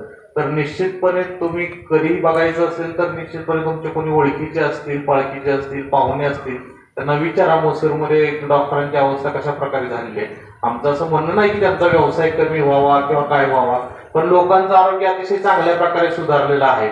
आता हे करत असताना तो थोडासा खर्चिक बाब आहे, त्याच्यामध्ये निश्चितपणे खर्चिक बाब आहे. कारण आम्हाला कुठल्याही प्रकारचा असा या व्यवस्थापनासाठी आमदारांचा, खासदारांचा किंवा इतर कुठल्याही प्रकारचा निधी मिळालेला नव्हता. आम्ही सर्व म्हणजे ग्रामस्थांच्या किंवा ग्रामनिधीतूनच हे सगळं काम करतोय. हे करत असताना आम्ही विविध सामाजिक संस्था गावामध्ये काम करत असलेल्या, ज्या काही बँका असतात, पतसंस्था असतात, केमिस्टची दुकानं असतात किंवा डॉक्टर मंडळी असतात, यांच्या सहकार्यातून जो कोणी व्यवसाय करतोय त्यांच्याकडून आम्ही सुरुवातीला डस्टबिन मागून घेतलंय की काही नाही बाबा, आम्हाला एक तुमच्यातर्फे आम्हाला देणगी नको, काही नको, तुम्ही एक 10 डस्टबिन द्या, 15 द्या, 20 द्या, ज्यांना जशी कॅपॅसिटी असेल तशा डस्टबिन द्या. यात महत्वाचं म्हणजे कराड अर्बन बँकेनं आमचा खूप सारा भार हलका केला. कराड अर्बन बँकेनं आम्हाला 2,500 डस्टबिन दिल्या म्हटल्या आणि इतर बँका, पतसंस्था यांच्या मदतीतून आम्ही 2,500 डस्टबिन खरेदी म्हणजे आम्ही मिळवल्या आणि घरटी 2 डस्टबिन दिल्या. घरटी दिल्यामुळे फायदा असा झाला की घरामध्येच कचरा वेगवेगळा व्हायला लागला. ओला कचरा काय, सुका कचरा काय. आम्ही करताना काय केलं की एक चार्ट बनवला, ओल्या कचऱ्यामध्ये काय टाकायचं, सुक्या कचऱ्यामध्ये काय टाकायचं. आणि आपण घरगुती घातक कचरा नावाचा एक प्रकार आहे की ज्याच्यामध्ये लागू शकतं आपल्या हाताला असे ब्लेड असतील, शार्प पत्रे असतील, काय असतील, इंजेक्शन असतील, सुया असतील, अशा ज्या काही वस्तू येतात किंवा सॅनिटरी नॅपकिन असतील, बाळाचे डायपर असतील, अशा ज्या काही वस्तू आहेत त्या आम्ही घरगुती घातक कचऱ्यामध्ये वर्गीकरण केलं. त्याच्यासाठी घंटागाडीला एक लाल रंगाचा डबा सुद्धा जोडला आणि घरामध्येच कचरा वेगवेगळा होऊन यायला लागल्यामुळे आमचं पुढचं काम सोपं झालं. कारण की आपण बऱ्याचशाच गावांमध्ये आता घंटागाड्या येतात, 15-20 बॅग असेल, 14-20 बॅग असेल, त्यातून आपण घंटागाड्या खरेदी करतो. परंतु कचरा हा वेगवेगळा होत नाही, तो कुठेतरी आपण डंप करतो. म्हणजे आपण काय करतो की आपलं घर अंगण स्वच्छ करतो, गाव स्वच्छ करतो आणि दुसऱ्या कोणीतरी दारात जाऊन म्हणा किंवा आपल्या गावच्या ओढ्यात, ओगळीत किंवा नदी किनारी कुठेतरी ते आपण टाकून देतो. त्यातून पुढच्या गावाला ती घाण पास होते. समजा मसूरचं उदाहरण घ्यायचं असेल तर मसूरला निगडीकडून ओढा येतो किंवा किवळीच्या बाजूने ओढा येतो. त्या ओढ्यात त्या लोकांनी टाकलेली घाण मसूरकरांना येते. मसूरकरांची घाण पुढे का बिरवडली जाते, तिथून कोणेगावला जाते, कोणेगावरून ती कराडकडे जाते. म्हणजे हे एकाचा कचरा दुसऱ्यालाही होतो. मग त्याच्यापेक्षा आपण सगळ्यांनी जर का तो वेगवेगळा केला, आपण गावाचं बघायचं झालं तर ते सुद्धा अतिशय चांगल्या प्रकारचा हे आहे, उपक्रम आहे खत व्यवस्थापनाचा, ओल्या कचऱ्याचा. तसा जर आपल्याला वेगवेगळा झाला तर उत्तम प्रकारचं खत मिळतं. आणि खत म्हणजे आमच्या गावामध्ये तुम्ही जर येऊन बघितलं ते खत कशा प्रकारचं, अतिशय असं काळं सोनं आपण ज्याला म्हणू शकतो अशा प्रकारचं खत अतिशय चांगल्या प्रकारचं निर्माण होतं. कारण आमचं गाव बाजारपेठेच आहे, ओल्या कचऱ्याचं प्रमाण तिथं जास्त आहे, त्याचबरोबर प्लास्टिकच्या कचऱ्याचंही जास्त आहे. बाजार भरला की दुसऱ्या दिवशी किमान 2 ते 3 डम्पिंग भरून तिथं व्यापाऱ्यांनी टाकलेला माल असेल, खराब झालेला माल असेल, अशा प्रकारचा येतो. आपण कुठेतरी ओढ्याकाठी टाकला की ते दुर्गंधी होते, काय होते, तर ते करता आम्ही त्याचं खत निर्माण करतो. नाही म्हटलं तर आम्हाला आठवड्याला 1 टनभर खत निश्चितपणे तयार होतं. त्याचा उपयोग आम्ही आता त्याचे लिलाव करून त्याचं वजनावरती द्यायचा असा विचार आहे. कारण आम्ही थोडासा तो बागेसाठी वगैरे वापरायचा प्रयत्न केला, परंतु आपल्याकडे म्हणावा असा रिस्पॉन्स मिळत नाही. त्याच्यापेक्षा ते शेतकऱ्यांनाच खत लिलावाच्या स्वरूपात आम्ही देणार आहोत. आणि आम्ही त्याची तपासणी केली तर अतिशय चांगल्या प्रकारचं कुजलेलं खत ते आहे. तर अशा प्रकारे गावाला एक आर्थिक मदत पण चांगल्या प्रकारची होऊ शकते. तर आपण सर्वांनी सुद्धा अशा प्रकारे जर नियोजन केलं, जसं सरांनी सांगितलं की हे काम ते स्वतः करू शकणार नाही किंवा कुणीतरी येईल आणि ते आपलं काम करेल, अशा आपण कुणी अपेक्षा बाळगण्यात अर्थ नाही. आपण सरपंच आहोत, आपल्याला माहिती नाही की आपण 5 वर्ष असू किंवा पुढचे 5 वर्ष असू किंवा काय, कारण विविध आता आरक्षण येतात, काय येतात, कुणाला कुणी सांगू शकत नाही छाती ठोकपणे की पुढच्या टर्मला मी सरपंच असेल किंवा मी उपसरपंच असेल, काय असेल, तो राजकारणाचा भाग झाला. परंतु आपल्याला ज्या वेळेला संधी मिळालेली आहे, आपलं नाव कुठेतरी चांगल्या प्रकारे गावाने घेतलं जावं, कुठेतरी पुढच्या येणाऱ्या भावी सरपंचांना आपण एक काहीतरी आपण म्हणतो पाया घालून दिला गेला पाहिजे. ह्या दृष्टीने जर सगळ्यांनी काम केलं तर निश्चितपणे चांगल्या प्रकारचं काम होईल. आणि हा सातारा जिल्हा परिषद आणि स्वच्छतेच्या बाबतीमध्ये देश पातळीवर पुरस्कार भेटलेले होते.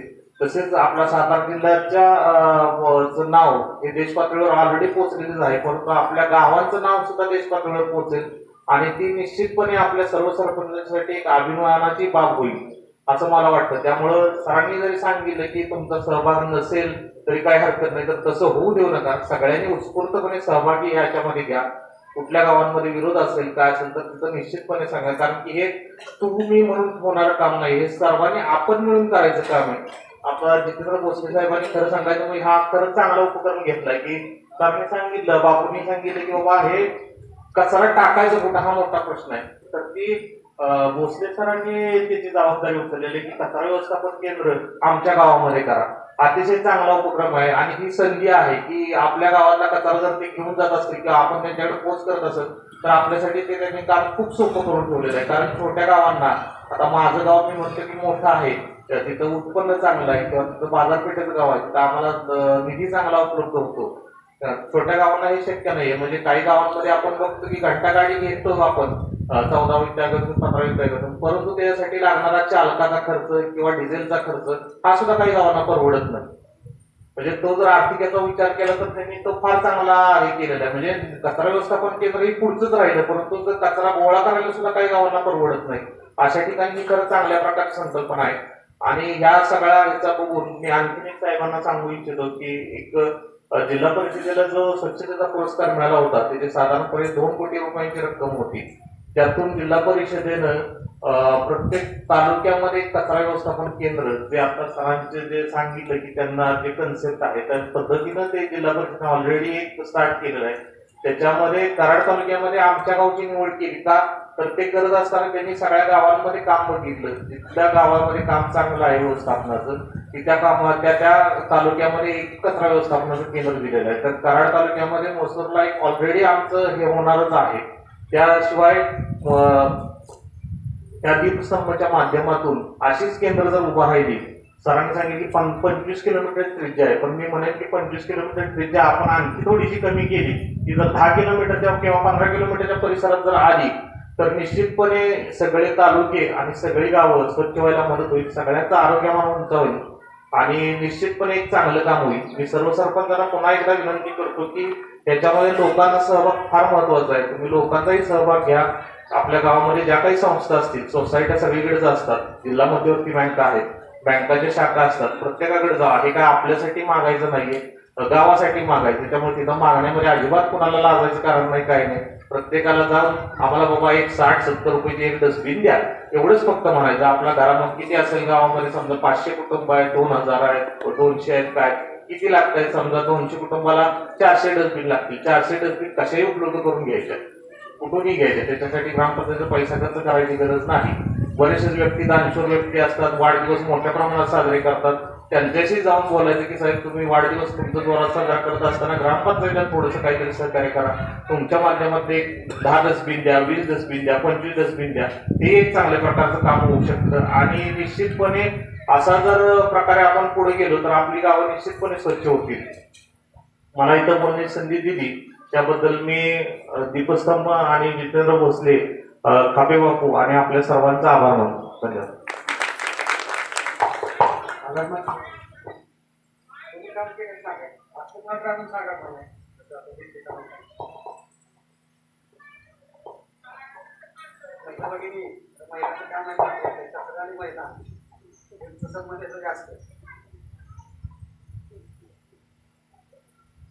आता दीक्षित साहेबांनी सांगितलं तसं हा प्रायोगिक तत्वावर प्रकल्प आहे.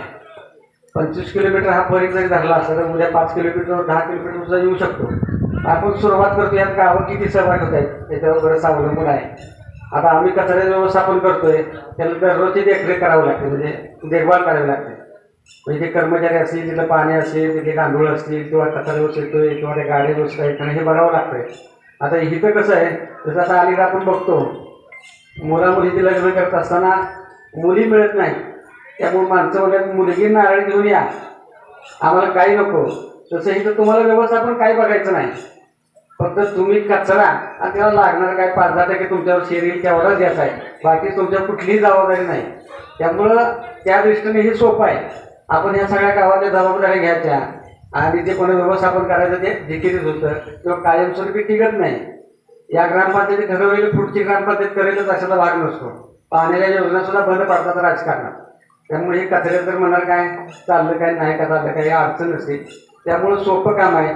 त्यामुळं 25 किलोमीटर आपण 10 किलोमीटर सुद्धा येऊ शकतो, पण तेवढ्या गावाचा सहभाग त्यामध्ये असला पाहिजे.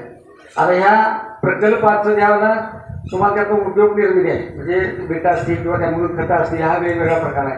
त्याचं प्रॉफिट किती आहे त्यांनी त्याच्या पद्धतीने त्याचा अभ्यास केलेला आहे. आता त्या अभ्यासामधून तुम्हाला बरीचशी माहिती ते प्रकल्प सुरू झाल्यावर मिळणार आहे. पण प्राथमिक माहिती साहेबांनी आता बऱ्यापैकी दिलेली आहे.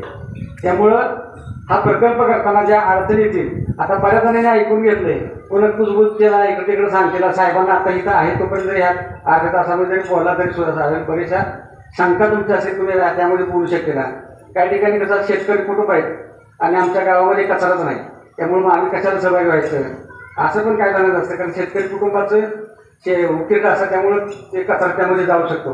परंतु बरीचशी गावं अशी आहेत की आता पहिली गावामध्ये घरात शेजारीच गोटे असायचे, फक्त त्या गोटे गेली ती मळ्यातली शेतातली गेली ती, त्यामुळे तिकडे कचरा घेऊन कोण जात नाही, पण ते गावातच टाकतात. त्यामुळे त्या समस्या आहेतच. परंतु अजून काय अडचणी असतील किंवा अजून आपल्याला काय त्यामध्ये सुधारणा करायची असेल तर आता साहेबांच्या बरोबर बोला. आपल्याला अजून कोणाला बोलायचं असेल, माहिती सांगायची असेल, शंका विचारायचं असेल तरी सुद्धा विचारू शकता.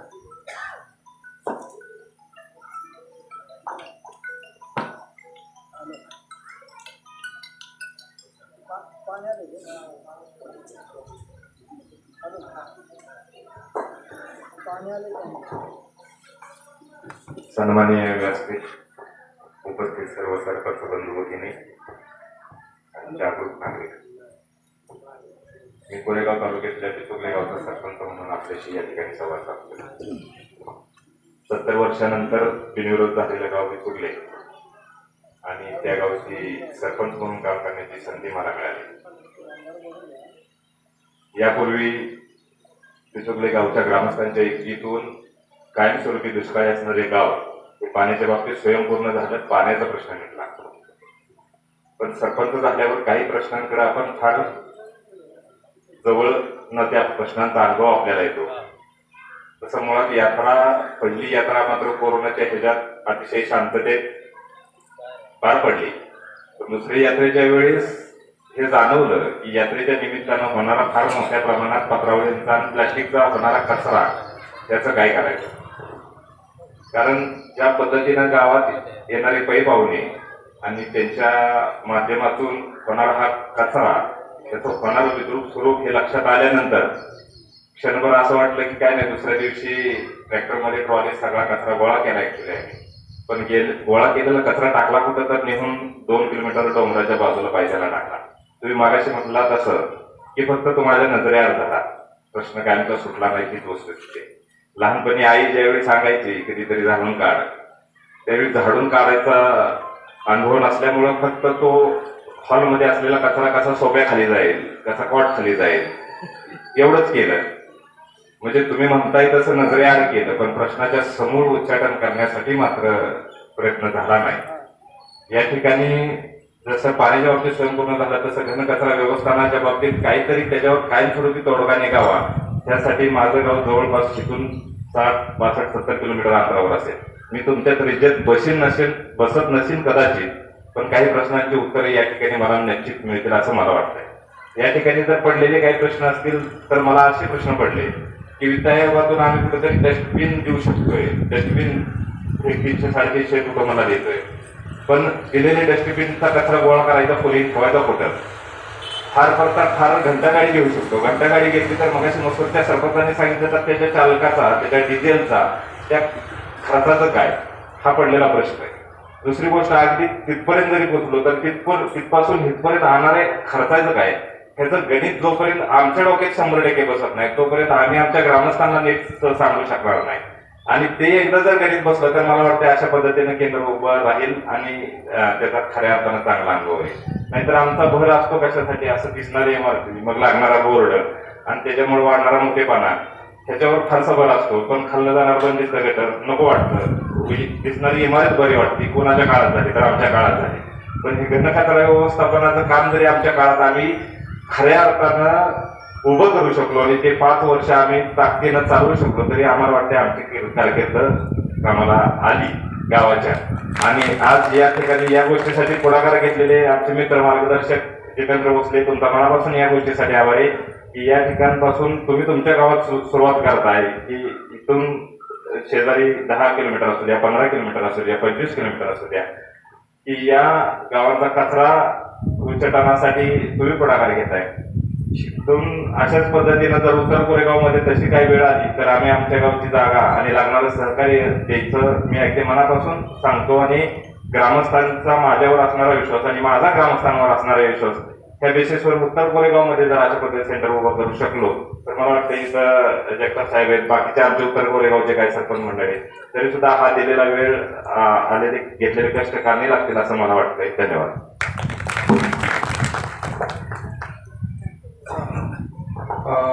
आता तुम्ही जो प्रश्न विचारला तो फार महत्वाचा आहे की ग्रामपंचायतीकडे असलेले पैसे वापरून फार आम्ही तो घंटागाडी घेऊ, पण मग त्याच्या चालकाचा खर्च काय. तर ऍक्च्युली तुम्ही जे हे विचारताय त्याचं कारण आहे म्हणून की केंद्रीय सेंट्रलाइज्ड वेस्ट मॅनेजमेंट, म्हणजे एक केंद्र करण्याचं कारण तेच आहे. ते एका ग्रामपंचायतीला कधीच परवडू शकत नाही त्या चालकाचा पगार द्या. ते तेव्हाच परवडू शकतं जेव्हा आपण 10, 15, 20 ग्रामपंचायती एकत्र येईल, तेव्हाच होऊ शकतंय. जसं तुम्ही म्हणालात की तुमचं गाव इथं 60-65 किलोमीटर लांब आहे, तर ते तेव्हाच होऊ शकेल जेव्हा तुमच्या आजूबाजूची 10 गावं एकत्र येतील ना, तेव्हाच ते पॉसिबल आहे. ते एकट्याला करणं कधीच शक्य नाही. कारण शेवटी काय तर ड्रायव्हरचा पगार म्हणजे मंथली लायबिलिटी आली तुमच्या अंगावर. तुम्हाला दर महिन्यात देणं आलं ना ते कंपल्सरी. उद्या तुम्ही त्याला असं नाही म्हणू शकत 2 महिन्यांनी की अरे आता नाहीये तू निघून जा, कारण नाहीतर मग तुमचा कचराही नाही वाहला जाणार. तर त्याच महत्वाचं कारण आहे की म्हणून एकत्र येण्याचं कारण हे आहे. दुसरं गोष्ट तुम्हाला एक जस्ट सांगून ठेवतो की मगाशी बऱ्याचशा लोकांच्या बोलण्यात आलं म्हणून की बरेचदा जो कचरा येणार म्हणजे आता वर्गीकरण होणं, कचरा कुठे तयार होतो शेवटी? कचरा आपल्यामुळे तयार होतो. कचरा काही असं ते झाड नाहीये की आता चला ह्याला कचरा येणार, ते आपण तयार करतो.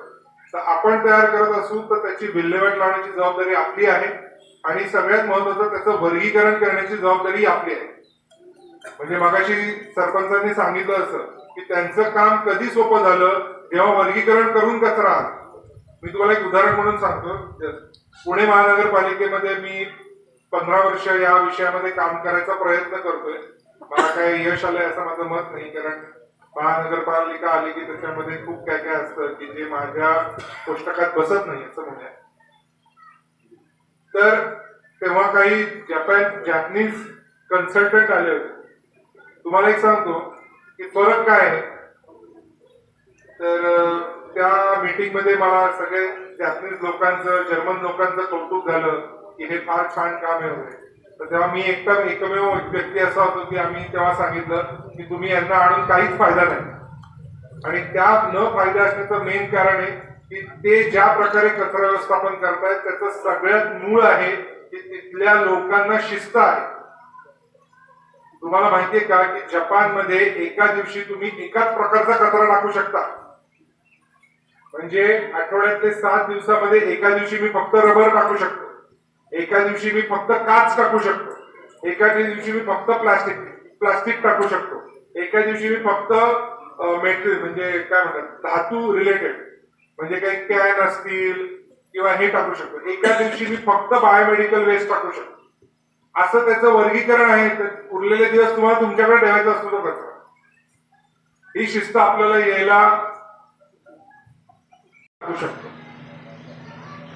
तर त्यामुळे महत्व हे आहे की ते एकत्र आलं तरच हे एक केंद्रबिंदू ठेवून झालं तरच होऊ शकतं. प्रत्येक गावाने वेगवेगळं करायला लागलं तर ते अवघड आहे. एक आणि दुसरं खरं सांगायचं तर म्हणजे आता काय सगळे आपण घरचेच असल्याने की त्याला खूप सातत्य आणि खूप काय म्हणतात चिकाटीने काम करण्याची गरज आहे. जे थापे वापरून करून दाखवलं तसं सगळ्यांना करणं तेवढ्या चिकाटीने शक्य असेल की नाही ही शंका आहे. म्हणून या एक केंद्रबिंदू ठेवून ही करण्याची गरज वाटली आता की ज्यांनी सगळ्या गावांना फायदा होईल. प्रत्येकाला सहभाग घेता येईल पण तो सहभाग थोडासाच घ्यायला. सगळं जेवण बनवायचं नाहीये. प्रत्येक गावाने थोडंच आहे. एकाने काय फक्त चिरायचं आहे, एकाने फोडणी घालायची आहे, एकाने फक्त पीठ मळायचं आहे, एकाने भाकरी करायची, एकाने चूल पेटवायची. असं केलं तर ते जेवण. सगळ्यांनी सगळं करायची गरज नाहीये. तर ते काम सोपं होईल आणि आपल्याला माहिती असतं की मग आपल्याला काय करायचं. आपल्याला सगळं करायचंय म्हणलं की त्याला प्रचंड सातत्य आणि चिकाटी लागते. की सगळीकडे असणं हे थोडस अवघड आहे.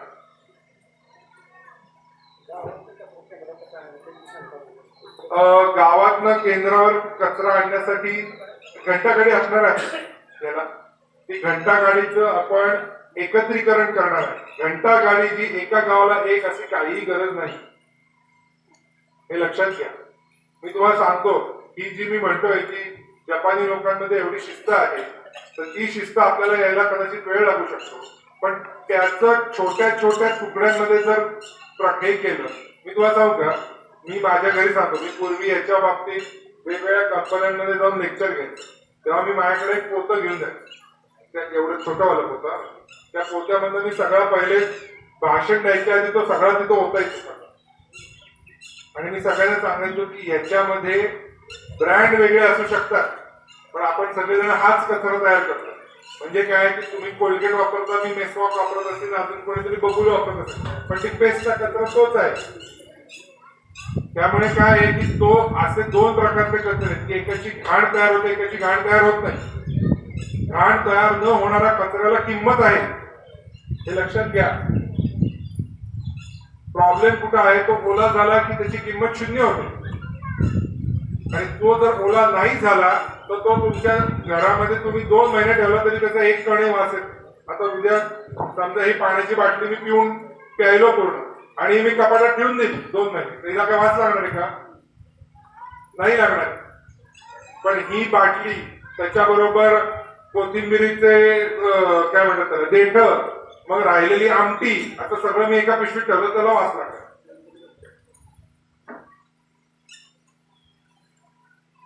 बाटली घ्यायचं टायमिंग एकदमच सरपंचाने जुळलं. पण त्यामुळे हे आपल्याला काही शिस्त असणारे, प्रत्येक गावाला काही प्रोटोकॉल देण्यात येतील की तुमच्या गावाचं कचरा व्यवस्थापन होणार नाही, तुम्ही काय करणं अपेक्षित आहे. तुम्ही एक तर कचऱ्याचं विघटन करणं अपेक्षित आहे. तुमच्या गावाला काय फ्रिक्वेन्सीनी गाडी येणार, प्रत्येक गावामध्ये गावाच्या लोकसंख्येनुसार रोज गाडी येणं पण गरजेचं नाही. आलं का लक्षात तुमच्या? त्यामुळे मग ज्या गावामध्ये रोज गाडी येणं गरजेचं नाहीये, ते गाव गाडी कशाला घेईल एकटं? ते गाव स्वतः एखाद्या चालकाचा खर्च कसा उचलू शकेल? नाहीच तर उचलू शकणार. त्याची सिस्टीम कशावर अवलंबून आहे? किती गावं पार्टिसिपेट करतात.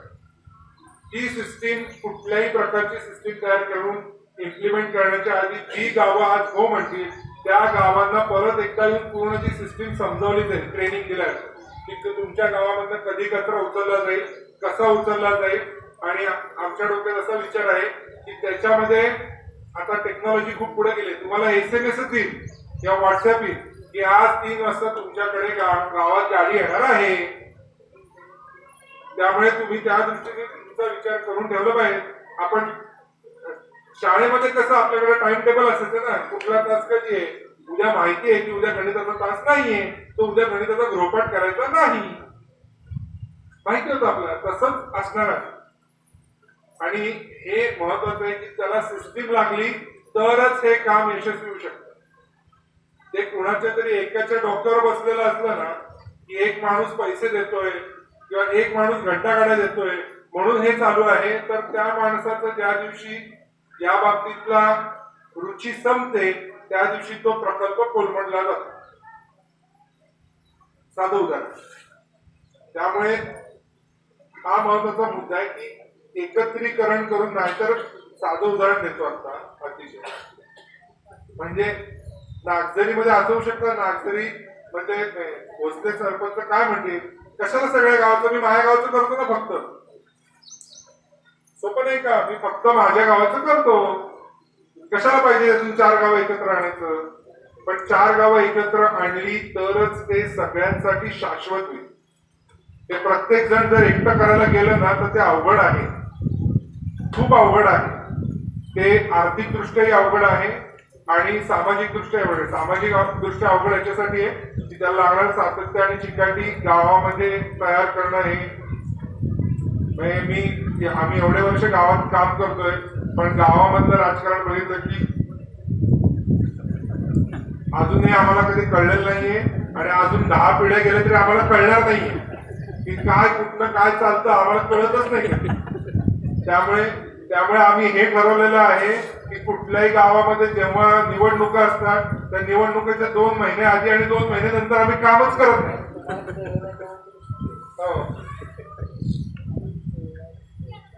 आम्हाला मी खरंच सांगतो, कोपऱ्यापासून नमस्कार आहे आमचा. कधी कळतच नाही कुणाचा काय विचार चालू आहे आणि काय.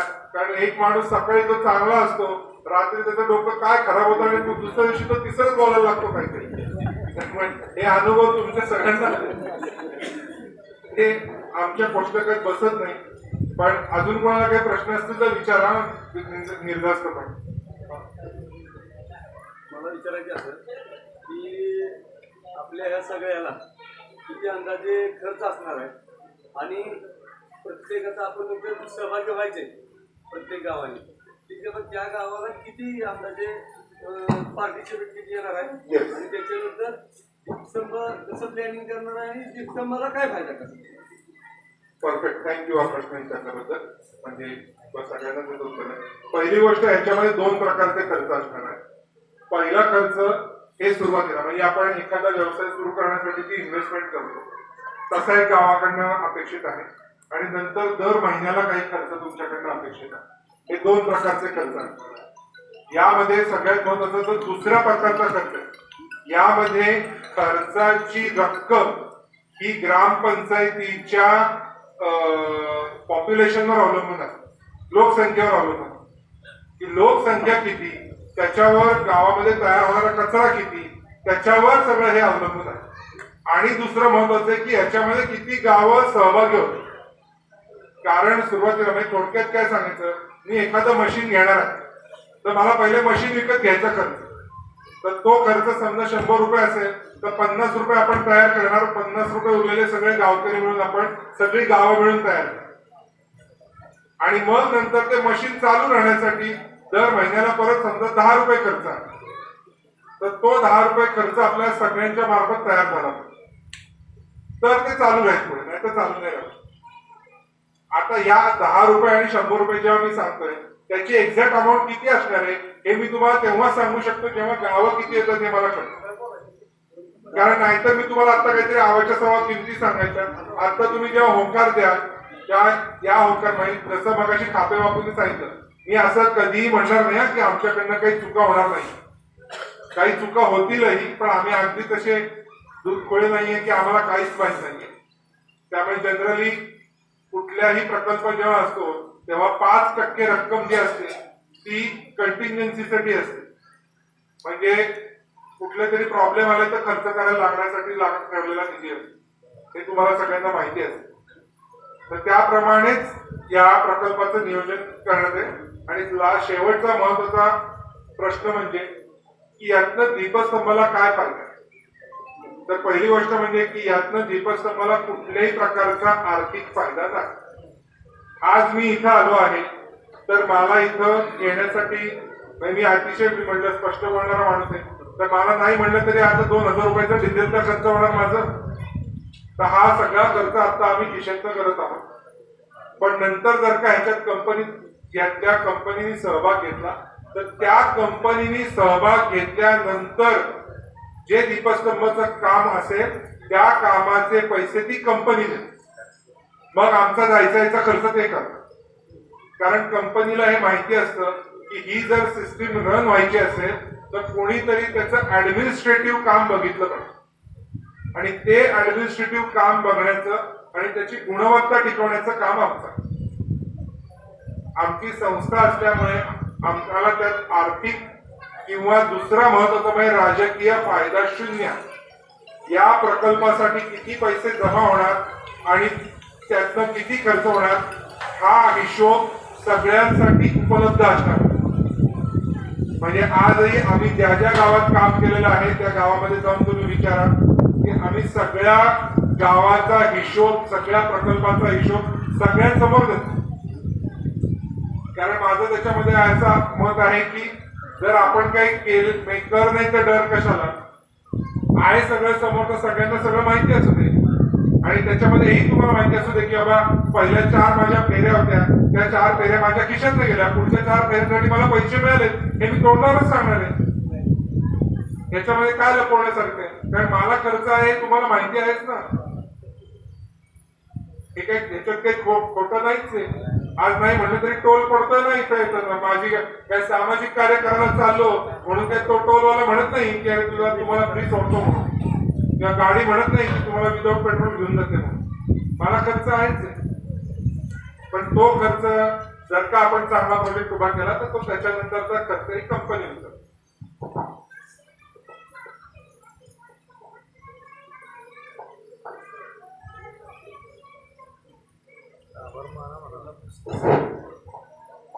जवळपास आता सर्वांची मते जाणून घेतलेली आहेत. मला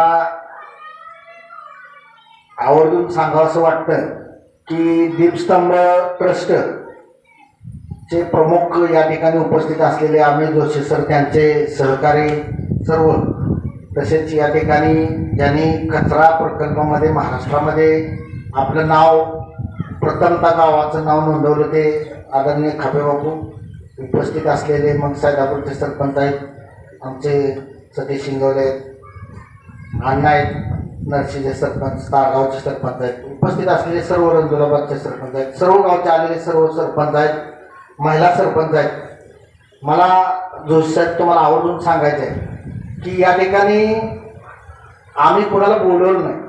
आम्ही मेसेज ग्रुपवरती टाकला, सरपंच परिषदेच्या ग्रुपवरती मेसेज टाकला आणि मेसेज टाकून ज्यांना गावाला काहीतरी करायची आवड आहे तेच सरपंच या ठिकाणी आता उपस्थित आहे. गावासाठी काहीतरी मी देणं लागतो, मला गावानं सरपंच केले आणि मी गावाचा देणं करेल, ही ज्याच्या मनामध्ये भावना आहे तेवढीच माणसं या ठिकाणी उपस्थित झाली. इथं आलेली माणसं कुठलाही तुम्ही विषय त्यांच्याजवळ दिला, कुठलीही योजना दिली तर ते गावात राबवणार, हे त्रिवार सत्य आहे. कारण बिनबोलवता जे नुसत्या निरोपावरती येतात, आत्ताच प्रशांत पवार बिचुकल्याचे 60 किलोमीटर अंतर आहे, इतर रंगुलाबादचे सरपंच 80 किलोमीटर अंतर आहे, परंतु दीपस्तंभ काहीतरी निधी देतोय, आपल्या गावासाठी काहीतरी फायदा होतोय हे त्यांनी जाणल्यानंतर या ठिकाणी अशी लोक आवर्जून उपस्थित राहत आहेत की आमचं त्या प्रकल्पामध्ये नाव नाही तरी आम्ही इथं येतो, आम्हाला काहीतरी या ठिकाणी आत्ताच त्यांनी सांगितलं मी जागा सुद्धा देऊ शकतो. म्हणजे या ठिकाणी आवड असली पाहिजे, काम करायची ही उर्मी तयार झाली पाहिजे.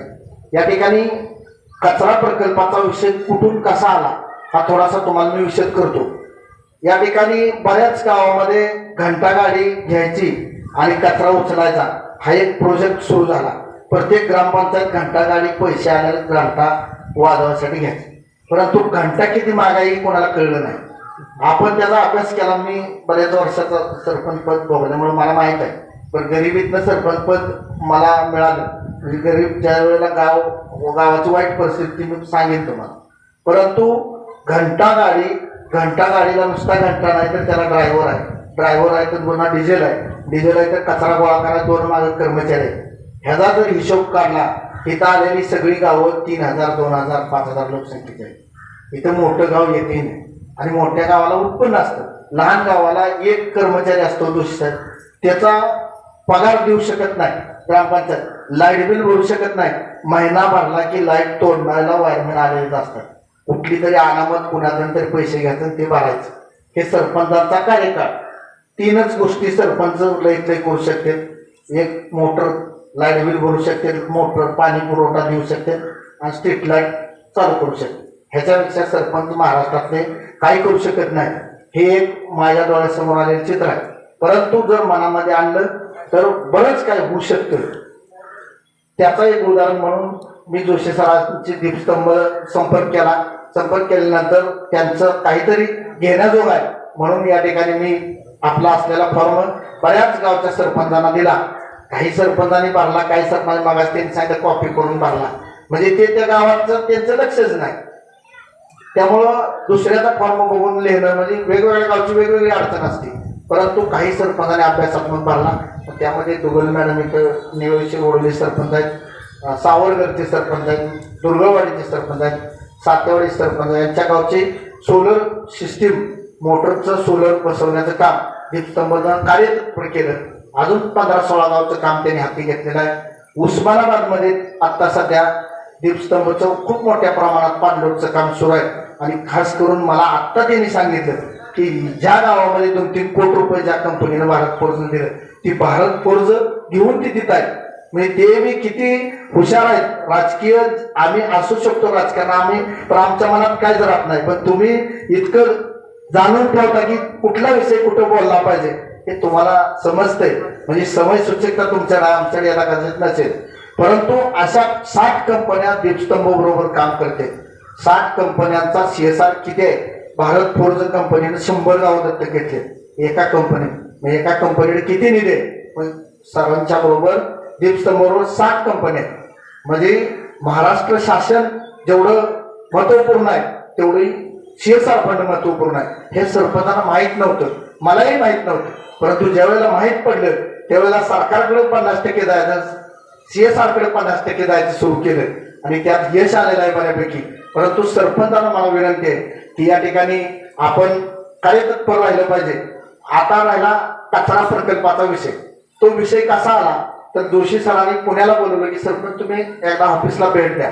मी गेल्यानंतर त्यांचं पाहिलं, त्यांचं इतकं सुंदर तिथं काम आहे आणि त्या पाहिल्यानंतर तिथं ते म्हणले की काहीतरी तुम्ही एक असा प्रोजेक्ट द्या की ज्या प्रोजेक्ट मधून आपल्याला गावाची कार्यतत्पर सेवा करता येईल आणि त्याचं या ठिकाणी त्याचं महाराष्ट्रभर देशभर हा प्रकल्प उदयास येईल. मग मी अभ्यास करून केलेला निर्णय होता. या ठिकाणी बरेच गावांचं अडचण मग आता सांगितली की एका गावाला गाडी घेणं, त्याचा डिझेल ड्रायव्हर, 2 कर्मचारी, कुठलंच गाव लहान गाव करू शकत नाही. आणि मग हे करत असताना एक गाडी किती एका गावामध्ये फिरती, तर एक 15-20 मिनिटात गावाला गोळ्या याला मारून येऊन ग्रामपंचायत पाशी उभी राहते. 15 मिनिटाच्या कामाला दिवसाची हजेरी द्यायला म्हणजे मग हे शक्यच नाही. अशक्य गोष्ट. मी ज्या वेळेला आमच्याकडे निधी होता आम्ही घंटा गाडीला पैसे तयार करून दिले पण घेतली नाही. मला माहित होती ही घंटा गाडी कुठतरी बाजूला, आणि महाराष्ट्रातल्या सगळ्या घंटा गाड्या ग्रामपंचायत शेजारी इतका कचरा त्याच्यावर आलाय. जी गाडी कचरा वाहून घेऊन जाते त्या गाडीवर इतका कचरा आला. सगळ्या गाड्या बंद पडल्या. फक्त मोठ्या गावच्या गाड्या चालू आहेत, कारण बापू असतील, मसूरचे सरपंच आहेत, यांना उत्पन्न आहे. परंतु लहान गावाला हे अशक्य गोष्ट आहे. आणि त्यामुळं या ठिकाणी मग कचऱ्याचं नियोजन करण्यासाठी जर समजा एक गाडी 20 गावचा कचरा एका दिवशी उचलू शकते, म्हणजे तेवढंच खर्च 100 रुपये 20 गाव कवर होते. म्हणजे एका गावाला फक्त 10 रुपये खर्च येणार आहे. म्हणजे ज्या पद्धतीने एक गाव करू शकतं ती 10 गाव एकत्र आली तर त्याला फक्त 10 रुपये खर्च येणार आहे. म्हणजे 90% खर्च कमी होणार आहे. मग जो आपल्याला 15 वित्त आयोगातला निधी प्राप्त झाला आहे, साहेब पहिल्यापासून ग्रामपंचायतीला स्वच्छतेसाठी निधी उपलब्ध आहे. परंतु त्या निधीमधून आम्ही साधं वर्षात एकदा गटर काढू शकत नाही. बरोबर आहे ना सतीशराव? म्हणजे वास्तव आहे. परंतु या ठिकाणी जर असं कुठं CSR मधून जर एखादा प्रकल्प बसला तर आपलं काहीतरी बऱ्याच गावचं भलं होऊ शकतं. हा एक माझ्या डोळ्यासमोर एक प्रश्न आला. मग बापूंच्या बरोबर चर्चा केली, इतर सरपंचांच्या बरोबर सगळ्या चर्चा केली, आणि मग चर्चेतनं मार्ग निघत गेल्यानंतर मी जोशी सरांना तो विषय बोललो. आणि मग त्यांनी तो कार्यतत्पर विषय लक्षात आला त्यांच्या, आणि ते किती कार्यतत्पर आहे त्याचं उदाहरण सांगतो की त्यांनी लगेच म्हणजे आपण दिलेल्या गावाची लिस्ट लगेच दिली, आणि तोही निर्णय असा झाला की जास्त लांबून जर या ठिकाणी कचरा आणायचा म्हणलं तर परवडणार नाही. शेवटी प्रकल्प कसा चालतो तर बिगर खर्चाचा प्रकल्प चालतो. खर्च जास्त झाला नाही पाहिजे, कमी खर्चात केला पाहिजे. मग 25 किलोमीटरचा अंतर धरून आजूबाजूची जर गावं घेतली तर जवळपास 100-200 गावं आजूबाजूला प्रत्येक गावाचे असतात. पण तेवढ्या गावचा कचरा आला तरी दररोज 50-100 टन कचरा उपलब्ध होऊ शकतो. आणि त्यातून त्याने मग एक निर्णय घेतला की ओल्या कचऱ्यापासून खत निर्मिती आणि सुक्या कचऱ्यापासून वीट निर्मिती, की ज्या विटेला इतकी मोठी बाजारपेठेमध्ये मागणी आहे की 10 वर्षाचा करार करून त्या कंपन्या या ठिकाणी घेते. आपल्या ऊसाची पाचट गोळा करायचे लातूरकरांनी एक यंत्रणा काढली. 2000 रुपये शेतकऱ्याला देतात पाचटचे. पाचटीचे पैसे पहिल्यांदा मिळतात. मी त्या दिवशी जैतापूरच्या त्या रस्त्याला तिथं गोळा करायचा बघितल्यावर ऊसाचे पैसे आम्हाला मिळतात का नाही माहित नाही, पण पाचटीचे सुद्धा पैसे मिळतात हे बघितल्यानंतर मग कचऱ्यात किती पैसे मिळतात. आज भंगार गोळा करणाऱ्यांच्याकडे गाड्या कसल्या आहेत बघा, आणि आपण अजून कुठल्या गाडीत आहे ते म्हणजे वास्तव आहे. जे घाण दिसतं त्यामध्ये सगळं सोनं असते. आणि मग या ठिकाणी हा निर्णय घेत असताना त्याला हा निर्णय पटला, आणि पटल्यानंतर मी म्हणलं मग गावची बैठक लावूया. त्याने कार्यतत्पर काम आहे, दीपस्तंभचं कार्यतत्पर काम आहे. आणि काम नुसतं नाही, आराराबा नुसत्या भाषण करून बोलून माणसाच्या मनामध्ये गळी उतरून महाराष्ट्र या ठिकाणी संडास मुक्त केला. ग्राम स्वच्छता अभियान राबवलं, प्रत्येकाच्या हाताला खराटा घ्यायला लावला. परंतु नुसतं बोलून शासनानं काय दिलं नाही. मी त्यावेळेपासून सरपंच आहे. आम्हाला फक्त यशवंत ग्राम समृद्धी योजना आणली होती. त्या जो कट्ट्यावर तुम्ही बसलाय बघा, तो कट्टा त्यातनं बांधला, तेवढीच पैसे शासनाने दिले. पण परत काय मला वाटतंय दिलं नाही. पण आम्हाला नुसतं भाषण करून अख्ख्या समाजाला स्वच्छ केलं का तर केलं, जे केलं ते केलं. परंतु आज दीपस्तंभ काय आहे तर दीपस्तंभ नुसतं सांगत नाही तर बरोबर तुम्ही 10 रुपये दिलं तर ते 90 रुपये घालायला तयार आहे. मग एवढं घेऊन जर कोण आला असलं तर आपण ती आपल्या पदरात पाडून घ्यायचं काम केलं पाहिजे. आणि या ठिकाणी आपली नकारात्मकता राहिली नाही पाहिजे. मी पहिल्यांदा एक बंधारा बांधला साहेब. पहिला बंधारा जिथं निश्चित केला तिथं तक्रार झाली, तिथं बांधूनच दिला नाही. ती मटेरियल उचलून दुसरी न्यायला लागली. पहिल्याच बंधाऱ्यात मला असा खडा लागला की मी पुढचा बांधेन करण्याची परिस्थिती. परंतु हार न मानता ताकदीने उभं राहायचं. तक्रार आपल्या पाचवीला पोचलेले आहे. ते गृहीत धरून काम चालू केलं. 40 बंधारे सिमेंटचे बांधले. आत्ता 13 बंधारे 70-75 लाखाचा एक 13 बंधारे आत्ता मंजूर झाले. म्हणजे जवळपास 60-65 बंधारे या सिमेंटचे आहेत. 30-35 जाळीचे बंधारे आहेत. 200 मातीचे बंधारे आहेत. 4 पाझर तलाव कागद टाकून पूर्ण झालेले आहेत. 2008 पर्यंत या गावाला खरोखर सांगतो टँकर होता. तुम्हाला ह्या दिवशी मी बोललेलंच नसतं गावात. पाणीच नाही तर आम्हालाच पाणी प्यायला नाही तर तुम्हाला पाणी कुठं द्यायचं, ही परिस्थिती या गावची होती. बागायत सोडा तुळशीपाशी लागणारा आम्ही विकत ऊस 10 रुपयात आणलेला. त्या गावात यंदा 20-25 टन ऊस गेलाय. ऊस घालवायला सुद्धा कसरत करावी लागेल. म्हणजे किती आमूलाग्र बदल होऊ शकतो गावाने ठरवलं तर. सरपंचानं मोहरम बघून कामच करायला असतं, परंतु ज्या वेळेला तुमचं कार्य चांगलं चाललं दिसलं की गाव काय न करता तुमच्या मागे येत असते. गावात सरपंचानं ठरवलं पाहिजे की दररोज काम गावात सुरू राहिलं पाहिजे. सरपंच झालं की गावात काम असलंच पाहिजे, तर त्या सरपंचाला कामात सरपंच म्हणलं पाहिजे. आता तुम्ही आमच्या गावात फिरून या, 4-5 कामं आता सुरू, कायम कामं सुरू असते. कामाचा ध्यास 2 प्रकारे सरपंचानं निर्णय घ्यायचे असतात. एक गावचा विकास, नाही तर स्वतःचा विकास. आणि स्वतःचा विकास करायचा असला तर सरपंचाचा राजीनामा देऊन गावाला मोकळं करायचं. अगदी तेव्हा 5 वर्षाचा कालावधी असतो, जास्त जन्म नाही. मनुष्याला बाकीच्याला जास्त काळ आहे जन्म, पण सरपंचाचा जन्म 5 वर्ष आहे, ती बी बारकीनं ठेवलं तर. नाहीतर सरपंच झाला की 6 महिन्यात आता आम्ही सरपंच परिषदेत लावून झाल्यामुळे 2.5 वर्ष सरपंचाला मिळाला नाही. नाहीतर 6 महिने झाले की 4 सरपंच तयार असते. मला माहिती काय विकास करणार, काय काम करणार आहे. त्या सरपंचाला पहिले पाटील सांगतात 5 वर्षात सरपंच ही कळली, 10 वर्ष 15 वर्ष कळली नाही. त्याला काय 5 वर्षात 2 वर्षात 1 वर्षात करणार आहे. लग्नात नारळ घेणे पच्चात सरपंच ठेव, म्हणजे हे वास्तव आहे. आणि ह्यामुळे गावचा विकास झपडून गेलाय. आता तुम्ही मगाशी म्हणला की आम्हाला राजकारणाचं काही कळत नाही. आता राजकारण कसं आत्ताही बोललं पाहिजे, दुसऱ्या ठिकाणी गेले दुसरं बोललं पाहिजे, तर ते व्यासपीठ चालतं, नाही तर चालत नाही. तुम्हाला सत्ता मिळणार नाही. आज पेरे पाटील मस्त काम केलं, पण गावात सत्ता सगळी निघून गेली का तर त्याला राजकारण जमलं. 2 अंग आहेत, परंतु दोन्ही बाजूनही तुम्ही कार्यतत्पर राहायला पाहिजे आणि सगळं तुमचं कार्य आणि कर्म चांगलं पाहिजे. 2 गोष्टी तुमच्या बरोबर असल्या मत मागायला लागत नाही. गेली 25 वर्ष मला इथं खूप मोठा संघर्ष आहे. या सभागृहात बसलाय, हायकोर्ट पर्यंत ही सभागृह गेलं. आता त्यांची बी लग्न या सभागृहात घेणार, पाऊस आलाय, जे तक्रारदार होते पण त्यांनी सोडलं नाही तक्रार करताना. म्हणून काय आपण आलोय का, आपण सभागृह बांधलं, एवढं मोठं वाचतो. तुम्ही खूप उशीर झाला इथं बसलाय, तर अस्वच्छ असतं तर तुम्ही इथं बसला नसतं. किती समाधान आहे. आज आम्ही इथं पाण्याची टाकी, इथं स्टेज बांधून भागातील सर्व लग्न कार्यासाठी सभागृह आम्ही या ठिकाणी मोफत या भागातील सर्व म्हणजे गोरगरिबांना या ठिकाणी सोय करणार आहे. आणि तसं आम्ही या ठिकाणी डिक्लेअर केलेलं आहे.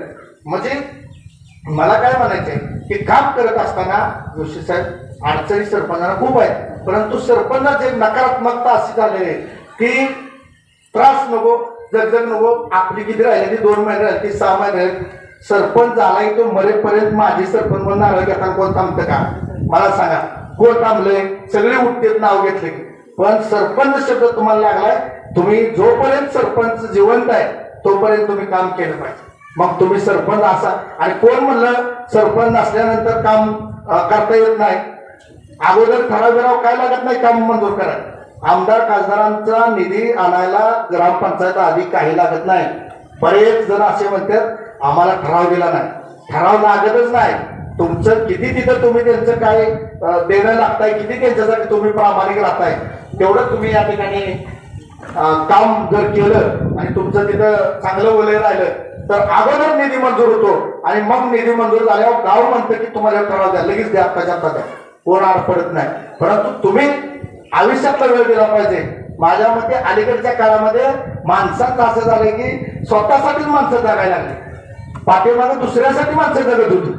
पाराव बैठक असायची सगळं. आता माणूस तर लग्नाला सुद्धा अक्षर टाकाय किती वाजता? 2 वाजता. मग मला वाटतं 2:45 घरनं आणणार, रस्ता किती 15 मिनिट पोचलो पाहिजे. मग तिथं तेव्हा बाकीचा विजय त्याला कोण पहिल्यांदा ती नारळ घ्यायला भीतीला माणसं मिळणार. हे वास्तव आहे. म्हणजे इतकी माणसं बरं एवढं ठीक आहे. तुमचा एवढा वेळ जीवनात देऊन किती संपत्ती मिळाली नाही, उलट कर्जच झालंय जास्त. बघा तुम्ही 10,000 कर्ज असणार, आता 5 लाखावर 10 लाखावर गेले. म्हणजे वास्तव आहे. परंतु जर मनामध्ये आणलं तर काम होऊ शकतं. आणि दीपस्तंभाच्या माध्यमातून सरकार दुसरं सरकार म्हणलं तरी वावगं ठरणार नाही. कारण आमच्या गावाला भारत फौजनं जवळजवळ 3 कोटीच्या आसपास निधी दिला. आमच्या गावामध्ये 1000 ब्रास वायच कमी सगळे पेवर आहेत, संपूर्ण पेवर ब्लॉक आहेत. आणि सगळे हे असेच मग पंचायत समिती असेल, जिल्हा परिषद असेल, आमदार खासदार सगळ्यांच्याकडनं ते जुळून तुकडं तयार करून बरं ते थोडं केले, एका रस्त्याचा तुकडा केला म्हणून ते बी चौकशी मागे लागली. त्या चौकशीतनं पुन्हा जवळजवळ 2 वर्ष खाते कोणा माहित नाही. म्हणजे काम करत असताना अडचणी आहेत, परंतु अडचणी मात करून पुढे गेलं पाहिजे. आणि मग भारत फोर्सनं आम्हाला तलावाचं काम खोदाई दिली, शाळेचं काम दिलं. म्हणजे खूप मोठं काम. 20 वर्ष मी जिल्हा परिषदेला दरवर्षी ठराव देतो, शाळेचा पत्रा बदलून त्या शाळा पाडायला लागली, एक खुली झाली नाही. परंतु एका दिवसात त्यांना गावलं. लीना देशपांडे मॅडमने कार्यतत्पर निर्णय घेतला आणि जवळजवळ तुम्हीच इमारत बघूया किती पैसे गेलेत. आम्ही विचारत सुद्धा किती, कारण विचारलं तर पुन्हा आपल्याला पुढचे पैसे मिळायचे नाही. त्यामुळे आपण विचारायचं नाही आपल्याला काय करायचं आहे. बरं आपण गॅस किंमत देणार आहे का मला सांगा. आपण बाकीच्यांचं ताडपत्री हाताळतो मग त्यांचा त्यांचा उपकार असतो, त्यांचा आपल्यावर नसतो. परंतु याला काय द्यायचं आहे घ्यायचं आहे. याला एवढंच आहे की तुमची सेवा करायची आहे फक्त, म्हणून तुमच्या दारात आले. अजून सुद्धा मी बरेच जणांना मेसेज टाकले, किती उपस्थित राहिले सरपंच, काही जण आले नाहीत. म्हणजे तुम्ही गावासाठी नाही, जे आले नाहीत ते गावासाठी नाही, ते त्रिवार सत्य आहे. तुम्हाला अगदी आवर्जून सांगतात. आणि पाणी खराब झाल्यामुळं 50 आले की सगळ्याला डायबिटीस नामकन तमकं गोळ्या सुरू झाल्या. मला वाटते बरोबर आहे ना. त्यामुळं हे सर्व बदल करायचा असेल तर पाणी पुरवठा स्वच्छता, पाणी स्वच्छ झालं पाहिजे. आणि पाणी स्वच्छ होण्यासाठी पाण्यात टिशर वापरलं जातं, परंतु टिशर कसं वापरते ते तुम्हाला सगळ्याला माहित आहे. एक दिवस जर एक पोतं टाकतात पुन्हा महिनाभर त्या पोत्यातच पाणी प्यायचं. मग ते पोतं चुन्यासह आत असते आणि चुना एवढा थोडासा आपण तंबाखू बरोबर लावला तर गालाचाच पाका काढते. मग पाईपलाईन सुद्धा सडते, इतकी वाईट अवस्था आहे. म्हणून आम्ही या ठिकाणी खापेबापूंच्याच गावाला मी गेल्यावर बघितलं तर बापूंच्या तिथं क्लोरीनवर पाणी पुरवठा जोडलेला होता. कंपनीकडे गेलो तर कंपनी म्हणजे ही लहान गावाला परवडत नाही, तरी सुद्धा 2-3 एलपट घातलं. पैशाचा चेक घेऊन गेलो की चेक घ्या, आमचं 10 लाख रुपये तुम्हाला घ्या पण आम्हाला जोडून द्या. मग त्यांनी इंजिनियर पाठवला तर 1.5 लाख रुपये फक्त खर्च आहे. आणि तुम्ही आता जाताना वॉटर सप्लाय बघून जावा. मला वाटतं 100 गावांनी क्लोरीन प्रोजेक्ट घेतला. आमचे आदरणीय पालकमंत्री बाळासाहेब पाटलांना ते सांगितली सूचना. साहेबांनी योजनेमध्ये म्हणजे महाराष्ट्राच्या चेकलिस्टमध्ये ते क्लोरीन डोजर बसवला आणि त्या क्लोरीन डोजरला मान्यता मिळाल्यामुळे आता 15 वित्त आयोगातनं तरतूद झालेली आहे. म्हणजे सगळ्या गावच्या ग्रामपंचायतीने तो क्लोरीन डोजर जोडावा. आता जोडत असताना बऱ्याच ग्रामपंचायती साहेब 50,000 लाख रुपये फक्त 15 वित्त आयोग निधी येतो लहान गाव असणं, ते या पाण्यापासून वंचित राहतील. त्यामुळे माझी तुम्हाला विनंती आहे की तुम्ही 2 गोष्टी इथं आलेल्या सरपंचांना आज कार्यतत्पर द्या. ही सगळी काम करणारी मंडळी आहे. एक क्लोरीन डोजर त्यांचा ज्यांनी बसवलं तर राहू द्या, पण ज्यांनी बसवलेलं नाही त्यांना क्लोरीन डोजर आणि त्या गावची मोटर सोलर पंप, एवढी 2 गोष्टी तुम्ही आज या ठिकाणी आजच्या कार्यक्रमाच्या निमित्तानं त्यांचा आम्ही प्रस्ताव तुम्हाला सादर करतो. तेवढ्या 2 गोष्टी त्या सरपंचांच्या गावामध्ये व्हाव्यात. त्यासाठी तुम्हाला काय कुठं लागेल तिथं आम्ही मदत करतो. 10% 15% रक्कम आम्ही आमच्या ग्रामपंचायतीच्या 15 वित्त आयोगामध्ये तुम्हाला काय तत्पर देतो. परंतु आमच्या आलेल्या गावाला एक संदेश जाईल, एक संदेश जाणं गरजेचं आहे. आज 70-80 गावचे सरपंच आले.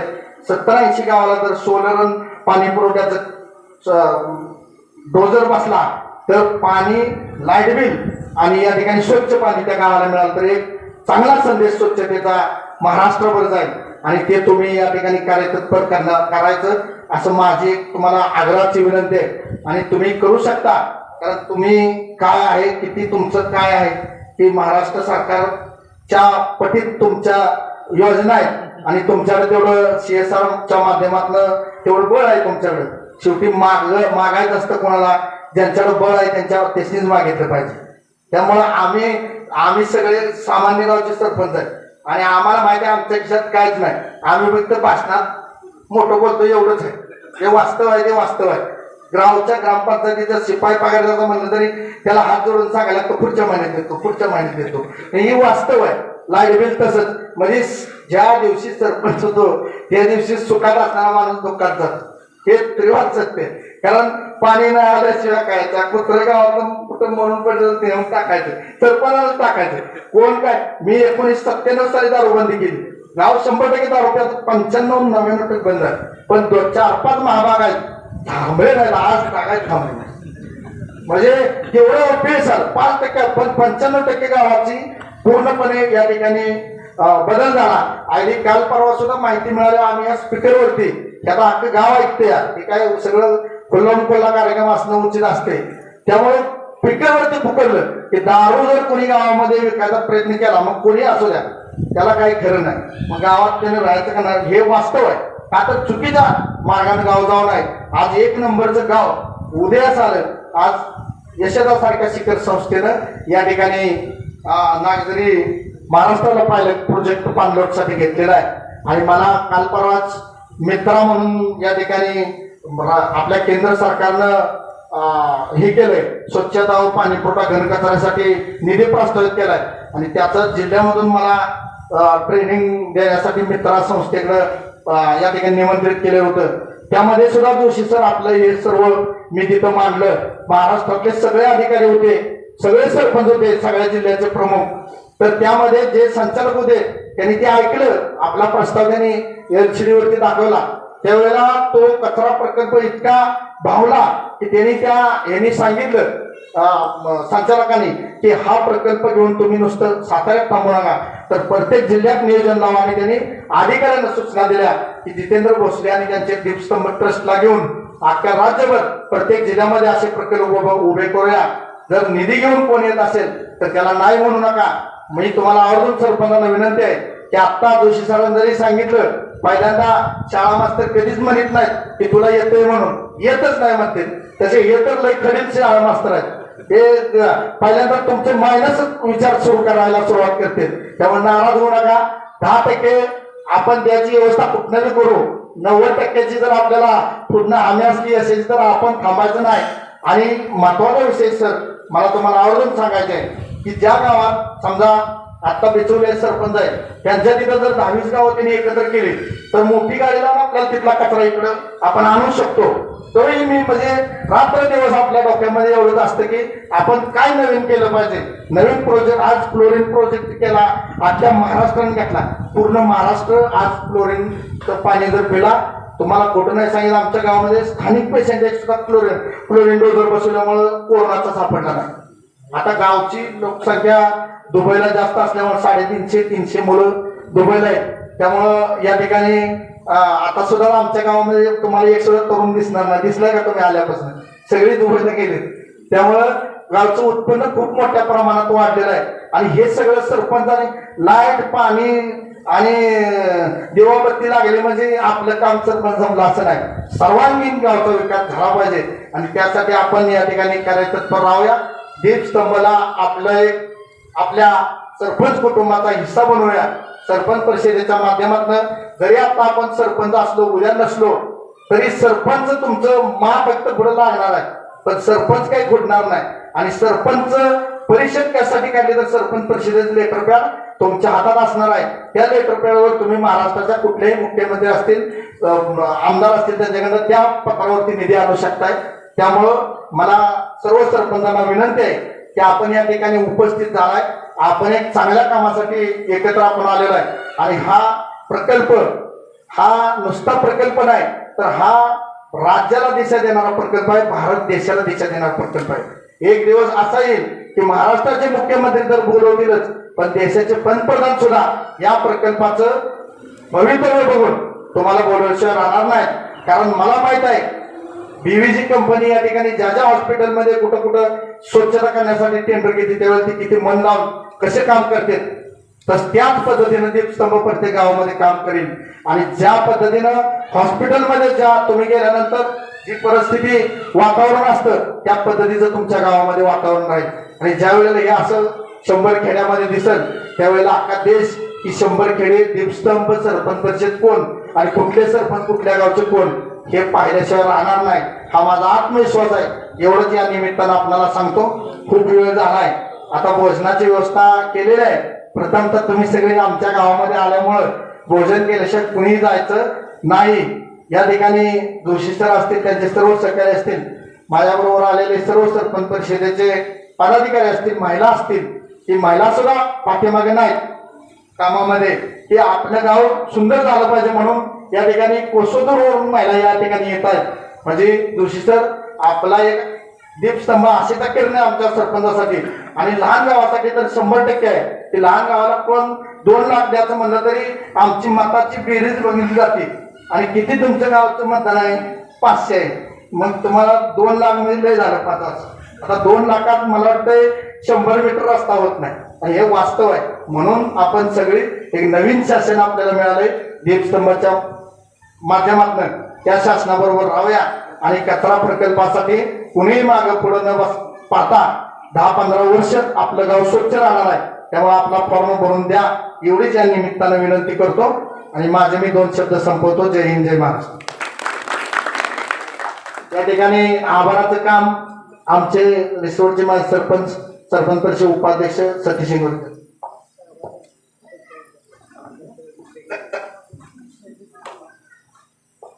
फक्त आभारच मानणार आहे बरं का. या कार्यक्रमासाठी सन्माननीय जोशी सर, दीपस्तंभचे मार्गदर्शक, त्यांचे सर्व सहकारी, या कार्यक्रमासाठी आवर्जून ज्यांनी कार्यक्रम घेतला ते सन्माननीय महाराष्ट्र राज्य सरपंच परिषदेचे अध्यक्ष सन्मान जितेंद्र भोसले, मार्गदर्शक सन्माननीय शंकरराव खापे बापू, या कार्यक्रमासाठी उपस्थित असलेले जिल्हा उपाध्यक्ष सन्माननीय सदापूर गावचे सरपंच फतेसिंग जाधव, काल उत्तरचे अध्यक्ष सन्माननीय चव्हाण साहेब, कोरेगावचे अध्यक्ष सन्माननीय गायकवाड साहेब, सन्माननीय गोविंदरावजी थोरात अण्णा उपाध्यक्ष, लालासाहेब पाटील संचालक आणि कवटेगावचे सरपंच, आमचे वकील साहेब, सन्माननीय मंदाकिनी सावंत जिल्हा अध्यक्ष आणि सन्माननीय सचिव, महाराष्ट्र राज्य सरपंच परिषद सदस्य सूर्यकांत डोबल, काल उत्तरच्या सुचिता मोहिते आणि सर्वजण आपण या कार्यक्रमासाठी उपस्थित राहिला. कार्यक्रमाची शोभा वाढवली. आलेल्या सर्व गावचे सरपंच, उपसरपंच, सर्व सदस्य, कार्यकर्ते इथून पुढे असंच आपलं सहकार्य राहावं आणि आपला सहभाग असावा. आपल्या गावचा विकास करून घ्यावा. राजकारणाच्या पद्धतीने राजकारण कुठेही असेल, गट तट न पाहता आपण सरपंच या गावचा आहोत, ज्या गावचा आहोत, आपण गेल्यानंतर आपलं नाव गावानं काढलं पाहिजे. यासाठी आपण सर्वांनी प्रयत्न करावेत ही नम्रतेची विनंती. सन्माननीय पत्रकार प्रकाशजी गायकवाड साहेब, कविराज पंडित आपला वेळ खर्च करून उपस्थित राहिला, त्याला सर्वांचं पुनश्च एकदा स्वागत करतो आणि एक नम्रतेची विनंती करेन की फॉर्म भरून देताना, महत्वाचा मुद्दा आहे, फॉर्म भरून देताना कॉपी न करता द्या. म्हणजे आपली समस्या आपल्या गावची काय असेल ती त्यांना समजेल. कसं होऊन जातं, त्या गावची समस्या जी काय असणार आहे, त्या गावचा जे काय आजार काय असणार आहे तो आपल्यात आहे का, नसेल तर तो चालू होईल. त्यासाठी सर्वांनी दक्षता घ्यायची आणि फॉर्म व्यवस्थित भरून द्यायचे. आपण उपस्थित राहिला त्यावर सरपंच परिषदेच्या वतीने आपलं शतशः आभार. भोजन केल्याशिवाय कोणी जायचं नाही, नम्रतेची विनंती.